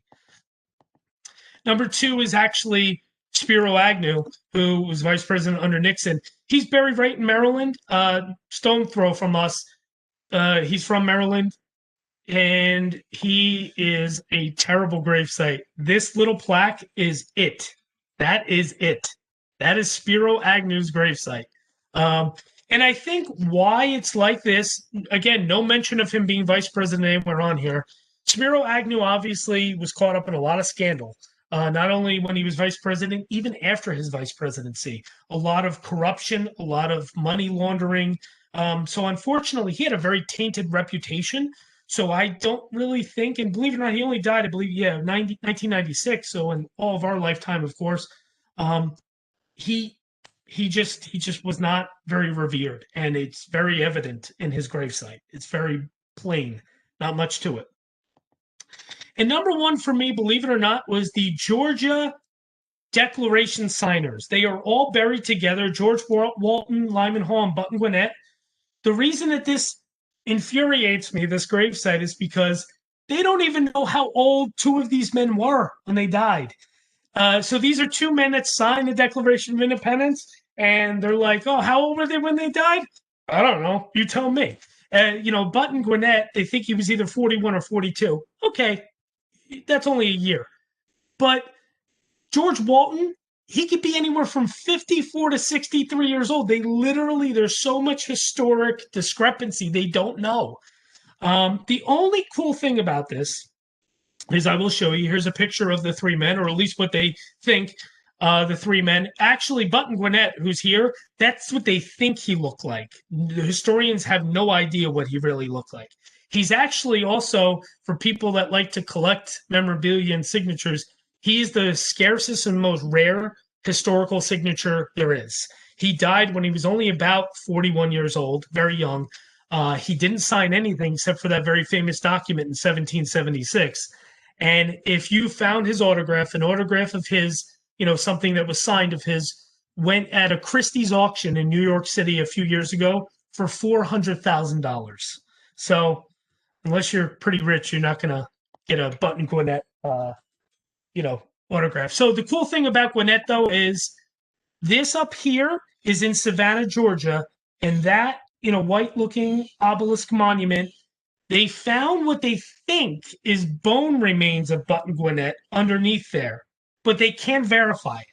So they think that he might be buried there, but they're not sure.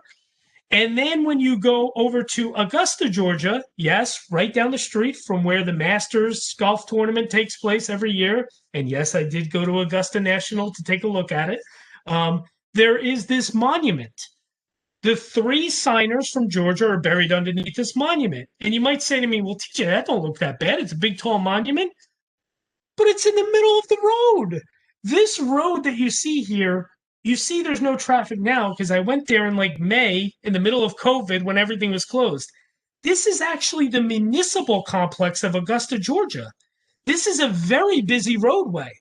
So these three gentlemen who are very responsible for, forming our country, they're buried underneath this giant monument with nothing really, there's nothing to it. It's just in the middle of a roadway. I bet you there are so many, not people that live there, they probably know, but people that visit Augusta, they probably drive past this and are like, oh, look at that big tall thing. They have no idea they're driving past three men that are buried underneath this thing that signed the Declaration. So it was very underwhelming, very disappointing to me that that's the way we remember these men. So I'm wrapping this up here in a minute, but I did want to show this because I thought it would be a really kind of cool contrast. I saw so many things. And the one thing that was fascinating to me that I did see was where all of our four presidents were assassinated and where their assassins' grave sites were. These are the four presidents that were assassinated: Kennedy, Lincoln, McKinley, and Garfield. Of course, Kennedy and Lincoln are the most famous, but very interesting to me. Of course, Lee Harvey Oswald was the one who assassinated Kennedy. I know there's a lot of conspiracies, but let's face facts. History books say it's Oswald. And he is buried in Fort Worth, Texas, and I will show you next. Dealey Plaza in Dallas is where the assassination took place, famously, of course. And Oswald, as you see up here, this is his gravesite, and it's just a little plaque that says Oswald. For many, many, many years, Lee Harvey Oswald was buried under an unmarked grave. A lot of people thought at first that he was buried in an unmarked grave because they didn't want people to vandalize it. That's not true. It's because Marina Oswald, his widow, had no money she was they were a very poor family. They had no money to obtain a headstone or anything for Lee. So it wasn't until very many years later that finally the family just put a very little tiny plaque that says Oswald. So that's where Lee Oswald's buried. And of course, right here is Dealey Plaza in Dallas. Right where I'm standing here, there's an X in the middle of the road.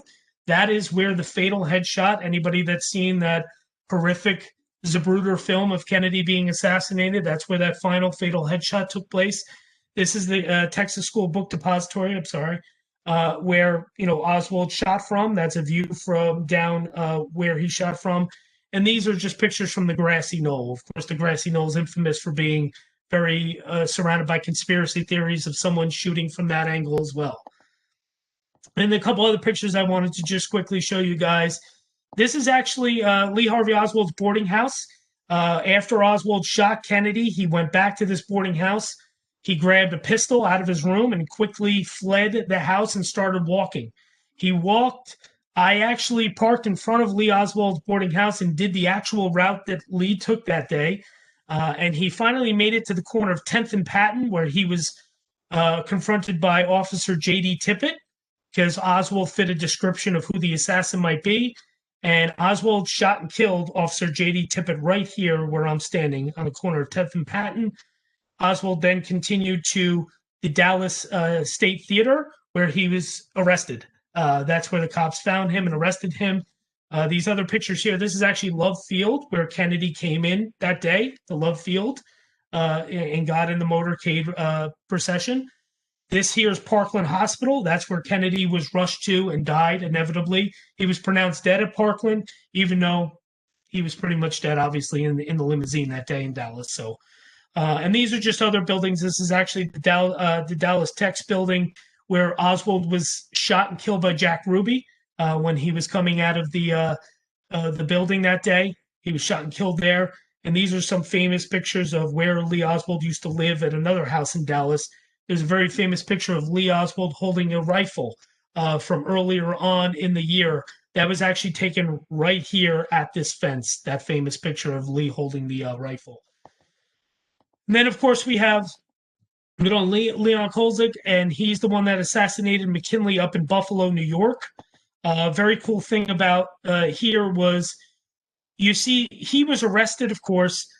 They don't know where he's buried, but this right here, where it says Fort Hill remains, he was sent to the Fort Hill prison, and there's about 20 to 30 remains of convicted felons that are buried in this mass grave, and Leon is one of them.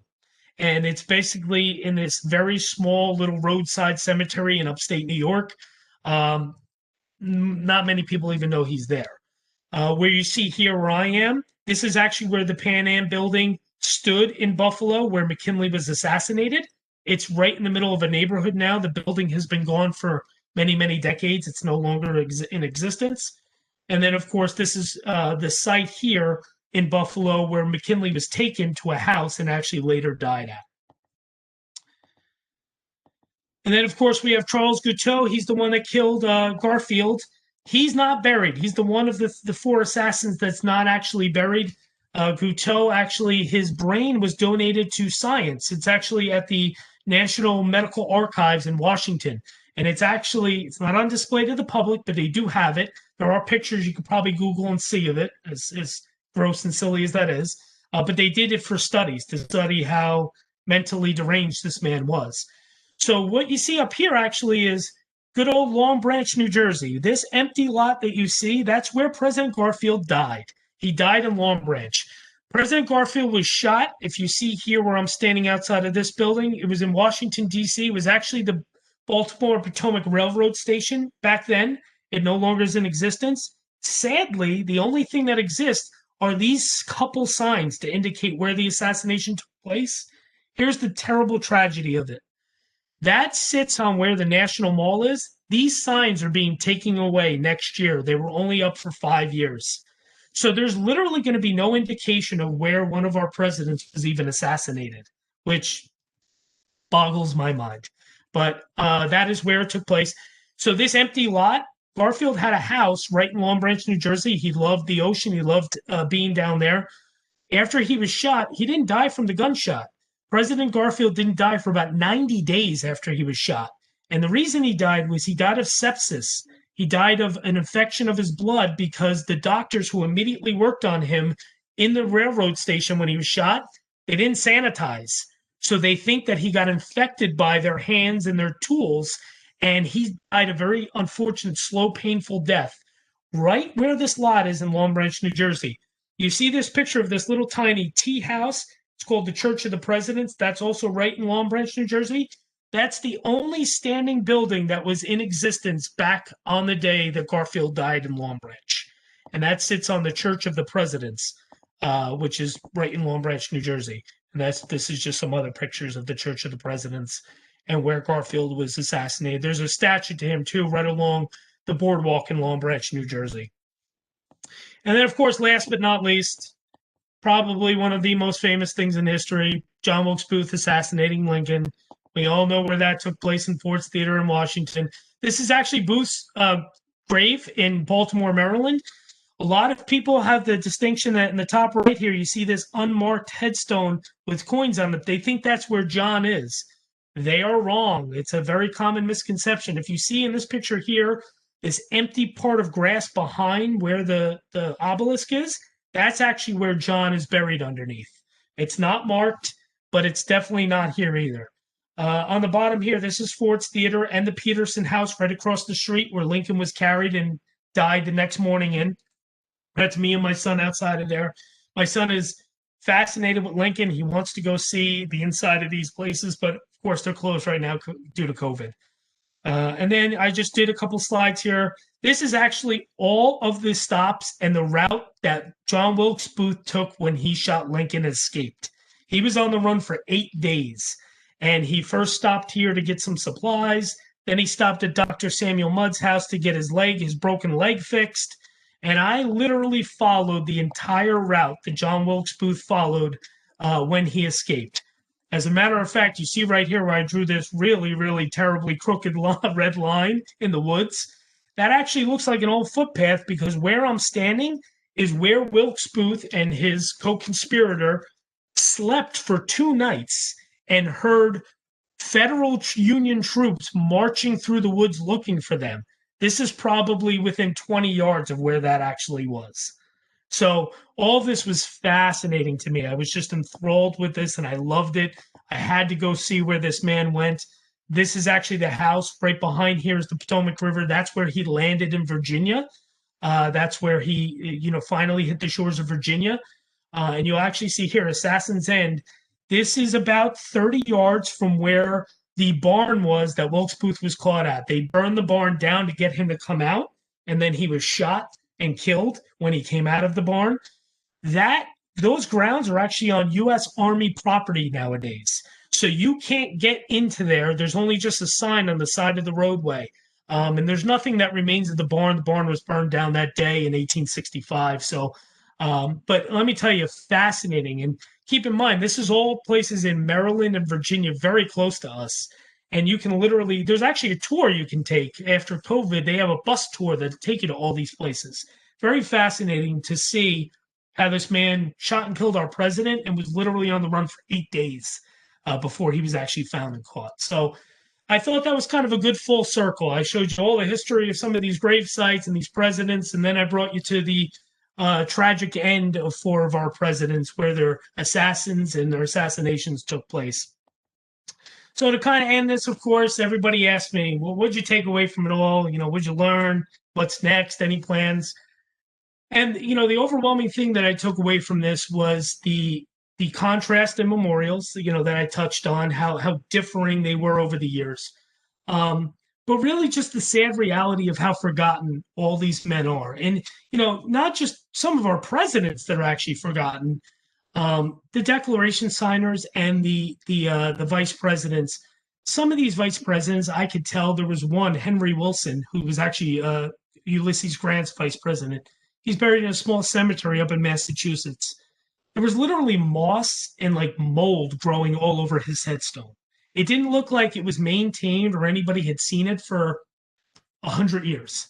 And it's just amazing to me that somebody that held the office of vice president is just so forgotten.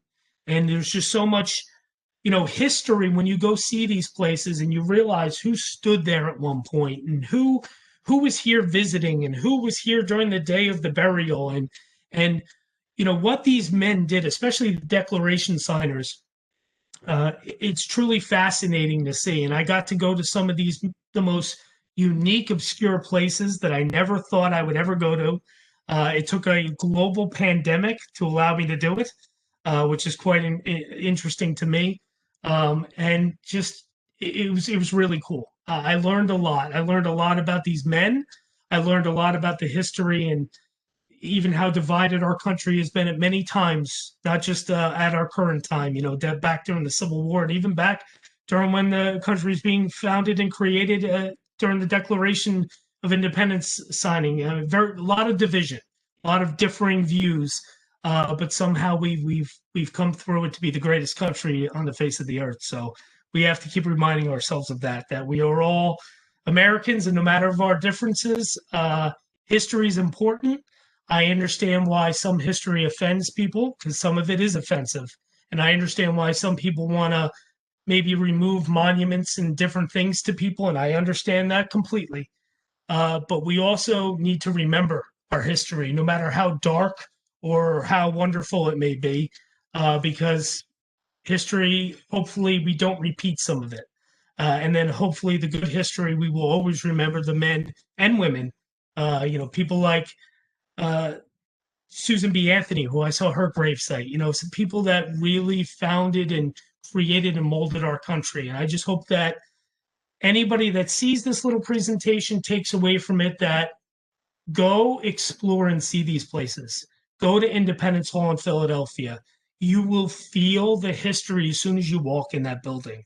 It's truly incredible, and it's something that a textbook, and believe it or not, especially to you young adults, your Google and your social media can't teach you. Go experience these places. It's something that you need to experience. If you love history, go see it for yourself. What's next? Constitution signers. I actually only have 18 of those left. There's 39 people who signed the U.S. Constitution. I've seen 21 of them. I have 18 left. I'm actually probably second week of November going to be going all the way back down to Tennessee again, Georgia, South Carolina, North Carolina to see some Constitution signers. And I'm sure I'll stop and visit some of these vice presidents and stuff again, just because I'll be passing through. And that's really it. I mean, you guys are my very first presentation. I hope I wasn't too crazy or bad. And I've been asked by several schools, my son's school being one of them. They want me to talk to little kids about this. So I'm going to have to tweak my presentation a little bit to be like, this is Washington and this is Lincoln, because that's all they pretty much know. So, but it's been a lot of fun. This has been very humbling. It's been very fun and fascinating to me. And I hope it's been fascinating to all of you. Like I said, please get out there and see these things as much of it as you can, because it's truly an incredible, incredible thing to see this stuff when you're standing there for yourself. It's great. So now I will open it up to any questions.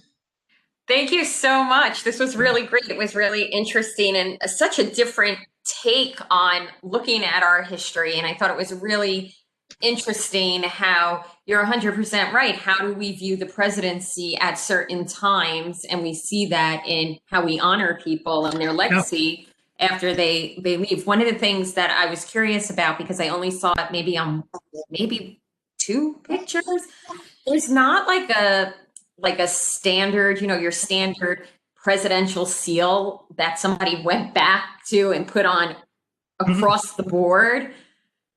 No, there's not. As a matter of fact, you saw it on Coolidge's. It's ingrained. The presidential seal is engraved in his headstone. No, there's not. You saw, of course, at George H.W. Bush's. There's a big presidential seal logo in front on the ground. You would think that they would, but they don't. And the only thing that's really ever left on the presidential gravesites that I really found was you do get little American flags that are, plucked around. The presidential gravesites, one thing they do is they don't really let people leave stuff there. I think that the people that care for those gravesites, they're the most taken care of out of all the different categories I went through today. They don't let you really leave stuff except for maybe a little American flag. So I think if somebody even took it upon themselves to go try to put like a plaque of the presidential seal, it'd probably be taken away anyway. So, no, I mean, it kind of speaks to what I talked about Franklin Pierce. They didn't even recognize him in New Hampshire as president. Like there was nothing that said president on his grave for decades. Like if you would have walked up on it, you would have been like, oh, who's this dude? Who's Pierce? Right. There was nothing there. It's just amazing that some of them are very forgotten sites and very, very, very lost. That's for sure. But I did notice, do you think more of the modern day presidents who have passed away or from going forward with modern day presidents, do you think we'll see more of that? You will. You will. You'll probably see the presidential seal and that sort of thing. Again, the more recent presidents, Jimmy Carter, of course, is still alive. What's he, about 120 years old? He's like 96 years old. So God bless him. That's good for him. But when he eventually passes, you'll probably see the presidential seal somewhere around his grave or even on his gravestone. But they're very conservative now. I mean, you saw from Bush's, it's just a tiny little headstone. It's nothing. When you take a look at Warren Harding's and Lincoln's, it's these giant buildings and it's just unbelievable. We've gone from conservative on your home property to these giant buildings, now back to conservative. So I think you'll see it be more aesthetically pleasing moving forward. So, with presidential seals and that sort of thing. But I think you're going to see it be very conservative, except of course, if President Trump has his way, he'll probably have the biggest monument ever built to mankind when he eventually passes. So, but yeah, I mean, if they stay in the vein of what's been going on, it's very conservative now. It really is. Yeah, yeah. It's interesting though, like you said, it's good point you touched on, Erica. That it does. It shows the view of how we view the office of presidency. It's become such, and it's not just for President Trump. That's such a misconception. When President Obama was in office, Yeah. 50% of the country couldn't stand him either. I mean, Right. but it's not even a matter of you differ on your political beliefs or your overall beliefs and the way of thinking. It's like this like disrespect for the office. It's just there's no respect for it, and it's just amazing. I don't know where that happened in our history. It seems like it's happened in the social media era, where everybody has a voice and everybody has keyboard muscles, that they're going to say whatever they want. Um, it's just, if you talk badly about the president, years ago, that was taboo. You don't say that in public, especially in public. Now it's just like, everybody's on the street corner with signs that are saying terrible things about whoever the president is. It's sad. Sure. It really is sad. It made me it made me disappointed a little bit. It really did. Because I want to see us, regardless of who you like or who you don't like, still respect the people that take office. Sure. Sure. It's important. Yeah, probably this trip probably just, highlighted that for you. What I thought was interesting was actually all my kids are named after presidents. We went with presidential names, Very right? So cool. we have Andrew, we have Jackson, we fought over Calvin. And so Calvin, we don't have a Calvin, we have Okay. James, but Calvin Coolidge was one of my husband's presidents that he liked. But I thought it was interesting. You could kind of understand with some of the earlier presidents how you showed, okay, so they had these big plantations and these big estates, and those meant something to them, and they wanted to be buried with their family on these estates. That Mhm. that makes sense. But then you showed a picture of Calvin Coolidge, like literally on the side of a road, and you go, really? Right. So Yeah, and that's interesting. but it speaks to who he was. It really does. If you read about Calvin Coolidge, he was a very simplistic man, and I think that speaks volumes to where you look at his gravesite. You look at people like Washington was a little different. Washington was an extremely humble man who never even wanted to be president to begin with. He didn't believe in that sort of thing. He definitely didn't believe in political parties, which he was light years ahead of his time regarding that. So he wouldn't want that pomp and circumstance, that glitz and glamour. He wouldn't have wanted that. But then you have somebody like Andrew Jackson, who was a little bit more egotistical, So, or you have somebody like Thomas Jefferson or John Adams, who had kind of a Napoleon complex, short guy. He wanted, put me in a big, nice tomb, like, it just reflects their personalities, I think, a little bit. But it also there was a trend of just kind of simplistic, and then it got to these big things, and then simplistic again, and it's just very interesting to see. I have to ask, Erica, has your husband ever gone and seen Coolidge's gravesite?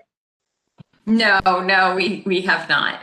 Do it. I promise you, do it. It's But quite incredible. he's one of the presidents that he did like, though. He likes the Okay, great. behind Yeah, no, Coolidge. I mean just to see where everything took place with him, his birth. It's very interesting. And believe it or not, though, little side note, he's not born. He's not buried the closest to his birth house in his childhood home. That's actually Richard Nixon. Richard Nixon's actually buried in the backyard of his boyhood home in Yorba Belinda, California. So he actually is the closest in proximity to where he was born to where he's buried. Even though Coolidge is only within like a half mile, he's not the closest.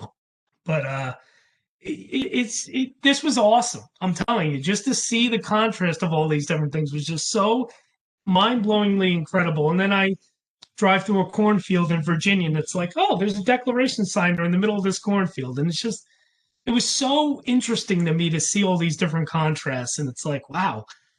And it would also open my eyes because apparently I was very out of touch because my best friend who I originally talked to about this idea, he said to me, no one even knows who signed the Declaration of Independence. We were sitting outside his house one day having this conversation. This was only like 2 months ago. And this couple was walking down the sidewalk, and they were probably in their late 20s, maybe early 30s. He said, Dad, I said, I bet you if I ask them who the most famous signature on the Declaration of Independence are, they'll tell me John Hancock. The biggest, it's probably the most famous, signature. neither one of them could tell me. In fact, neither one of them barely even knew who John Hancock was. So it made me also realize how out of touch with reality I was, that no one even knows I don't expect people to know who all the vice presidents are. Who the hell knows that? I'd probably, even though I saw all of them, I'd struggle with that kind of question. But to not know who John Hancock is, or to not know that Thomas Jefferson and John Adams signed the Declaration, like, I feel like this is stuff that we all learned when we were 10 or 11 years old in school. But even if we did learn it, it went in this ear and out the other. It's just something that doesn't resonate with people. And to me, the reason that we have a country like we do is because of these people who I visited. And it's important not to forget that. Regardless of what your opinions or views are, it's important not to forget that. It's very forgotten. TJ, just real quick, something that kind of like really jumped out to me a lot is that, like you were kind of saying as you went through your presentation, how there's a lot of them that just have something that's very simple or almost non-existent. And it's kind of shocking in that regard that people who had such a huge impact on American history. I mean, you look at John Wilkes Booth's monument, and that one's grander than some of the presidents of the United States. That's crazy to me. Yeah. So I guess it's not really a question. It's just more of that really leapt out at me when you were explaining this stuff. Absolutely. No, it's a great observation. Wilkes Booth, that big obelisk you see, he's actually buried on a family plot. All his family's right there. His family, he actually came from money. Of course, his father was an actor. Wilkes Booth was an actor. But yeah, I mean, just to go see it visually, you're like, wow, it's a pretty big thing. It says Booth on it. And then, yeah, you go to like Calvin Coolidge's and it's like, what? It's like Martin Van Buren's. He's in Kinderhook, New York, this little tiny town in upstate New York. And yeah, his obelisk is probably 10 to 15 foot high, but it's literally like, think about you're driving through like the back country roads of New Jersey and you'll come across like a little roadside cemetery. That's what it's like. It's literally there's the 8th president of the United States. But then you get to Kennedy's and it's like, you get out of line and the guards, guarding the tombs are ready to shoot you. Like you got to be. They're so securely protected. It's just so interesting, the different contrasts. Of course, Arlington is a little bit of an exception because it's the most heavily secured and guarded cemetery in our country, without even a question. But yeah, it's interesting. Really, some of these, there was actually little headstones of some of the vice presidents that I literally had to take my hands and physically tear apart grass to read their headstone because it was so overgrown and not taken care of or maintained. And these are men that, with the grace of God, could have became president, all would have taken is someone to die in office or something. They would have been president of the United States. And here it is, just forgotten. So I hope this was a little bit, insightful for you guys and entertaining. I wanted it to be not only something that you maybe learned a thing or two, but it also was a little bit entertaining. I have thousands and thousands of pictures of every single one of these grave sites I was at. So if anybody, Erica, feel free to share my email address with anybody who wants to contact me. I'd be more than happy to send you some stuff. I have Dropbox folders with all of the pictures in it. If anybody just wanted to take a look and browse, I'd be more than happy to add you to have permission to do that. It's been really fun. I've seen everything. In my travels, I stopped and saw the corner where George Floyd was murdered by the police officer in Minnesota. Of course, I was at Martin Luther King's, where he was assassinated in Memphis, and his gravesite in Atlanta, which is one of the most spectacular gravesites you'll ever see. His tomb sits in literally in the middle of this pond, like this lake. It's spectacularly beautiful. And then, the most people ask me, was there any moments of emotion? I actually did get very emotional when I stood in the driveway of Medgar Evers, where Medgar Evers was assassinated and killed, the civil rights leader, because that house in Jackson, Mississippi has not changed. Myrlie Evers, his widow, donated that to the town. And the town now, I believe it's the University of Mississippi, actually owns that property. And they literally have not changed it, to the point of literally where the bullet went in the side window is still the original piece of cardboard that they put up They never even repaired the window. That And then, of course, I saw Medgar Evers' grave. He's buried in Arlington National Cemetery. Uh, just overwhelmed with emotion standing there to know that this man who just wanted better things for everybody and equal rights for everybody was brutally murdered in front of his little kids in his driveway. It just shows you history, and to be there, like I said, to all there's kids that are watching this, younger adults, you can't learn it on your phones. You can't learn it in a textbook. Go see it and feel it and be there, and you'll really understand the history more. You really will. Any other questions? I saw you unmuted, Ken. Did you have a question? Just a comment. I think the pandemic itself was a blessing in disguise because we were able to visit all these places. And when I visited, say, Arlington, I've been to Independence, Missouri. There were people there and crowds. And if you snap a picture, there's always somebody in the background. And so you did pick the right time. Unfortunately, it was a pandemic to visit these places. Yes. Yeah. No. It's a great point, Ken. Because you yourself who have visited these places, firsthand. Like, I wasn't exaggerating when I say, please don't let my photos give you this false sense of hope that you're going to go there and I'm going to have John Kennedy's grave all to myself. It's never going to happen. It literally took a pandemic and for me to do this during this time to truly, and it's things that I'll never forget for the rest of my life. Special moments of standing at these men's graves with nobody around, like just hearing the birds chirp or the wind blow. You don't get that. You just don't get that, especially at these presidential grave sites. That's why Lincoln will forever remain my number one most favorite president site I saw, because I walked down this hall by myself and there it was. It was just like, whoa. It was just something overwhelming about it. So it was wonderful. It really, truly was. It was incredible. Well, thank you. Thank you very much for giving us your time and for taking the time to put such a good presentation together for us. I'm sure our students will learn a lot from this. This is a trip that most people, won't have the opportunity to do, the time, the money, the distance. So Correct. It's nice to be able to live through this through you. So we really do thank you. And if nobody else has any questions, I will say goodbye here and stop the recording if we're all good. Any other questions? All right. Well, thank you very much. Thank you so much, guys. It's been a pleasure. Thank you. Bye-bye.